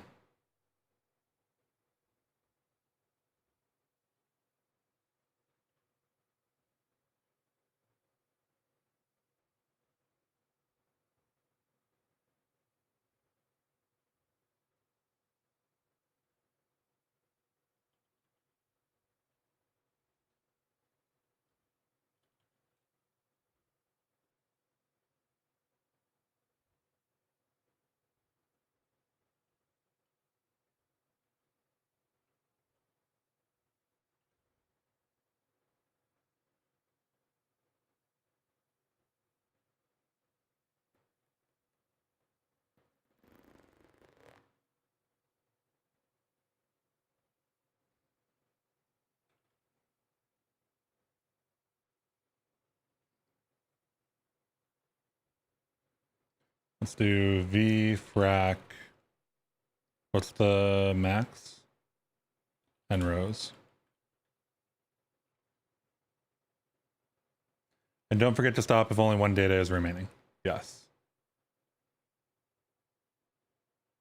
I have so far not had the problem where I get to 0. Okay, so 7. The fraction is 6.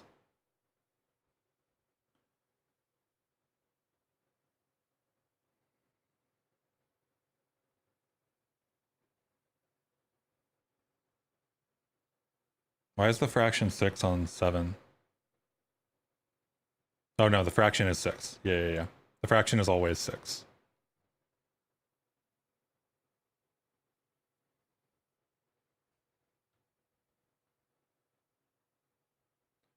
So for the first one, we're higher. Which means we need to look for a 1. And we look for a 1. For the second one,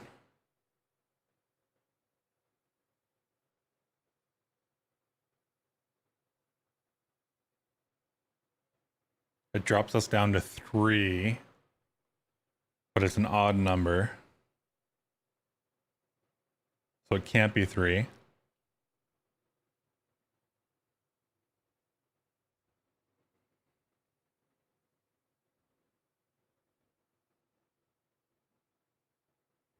And what do we get down here? At none? At none, we have 2 and 1.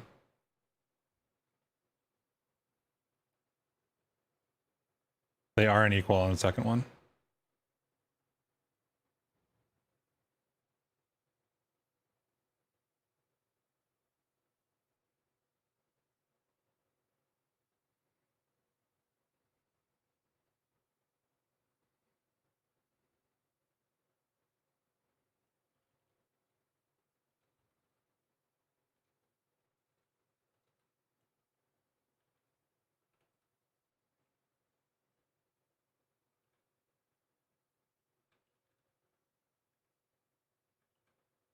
One zero one one one.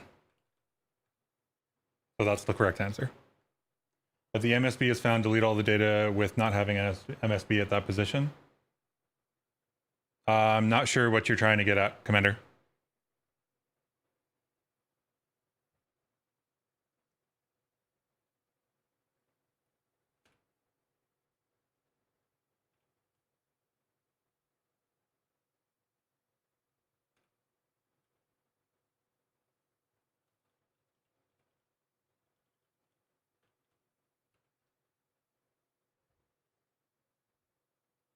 So we're good. 10111 and 01010.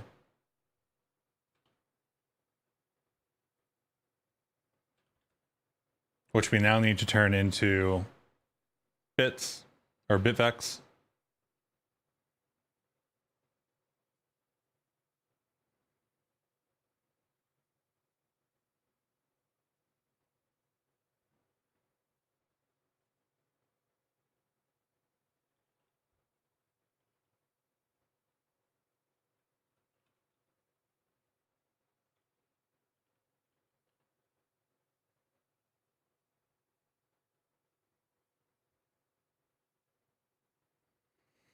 I'm not going to remove the none stuff, Derek. The point of the none stuff is to call out when we have to do a tiebreaker.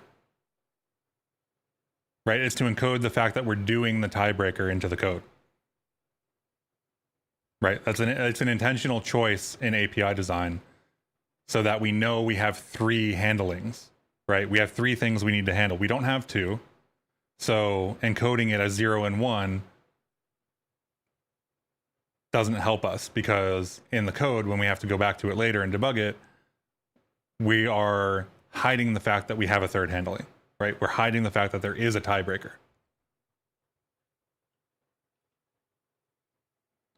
Bitvec MSB0.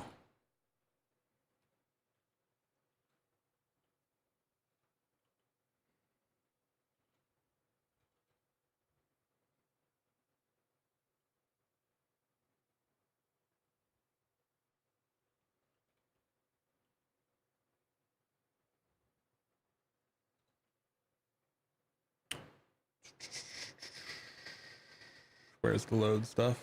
There's the load stuff.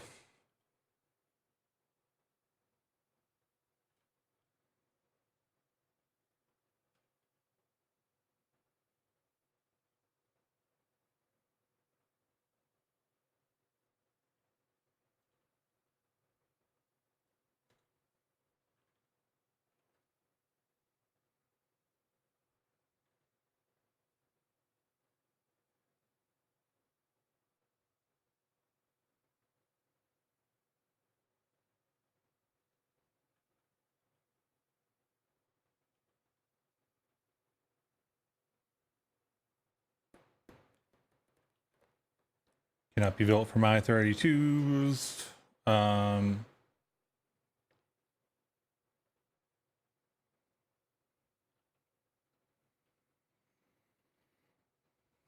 PV as U8. What is it?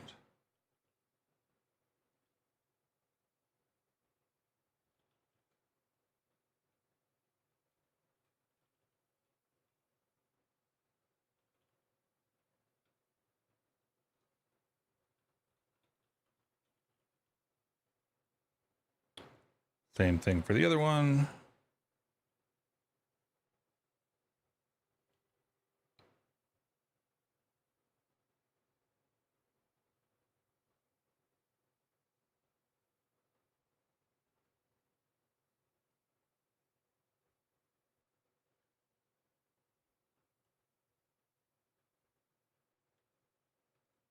Messed up the syntax. Expected identifier found 1.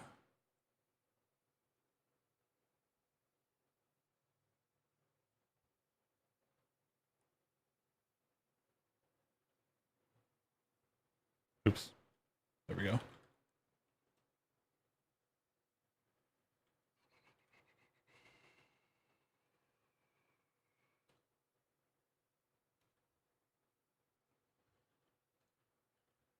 Let's name these oxygen and CO2 so that we get oxygen and CO2.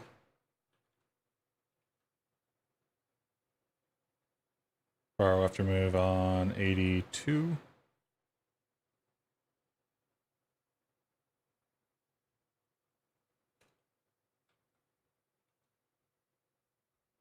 Okay, and the test pass. So now we can stick into part 2 and do we have the read to string here already? Yeah, we should be fine.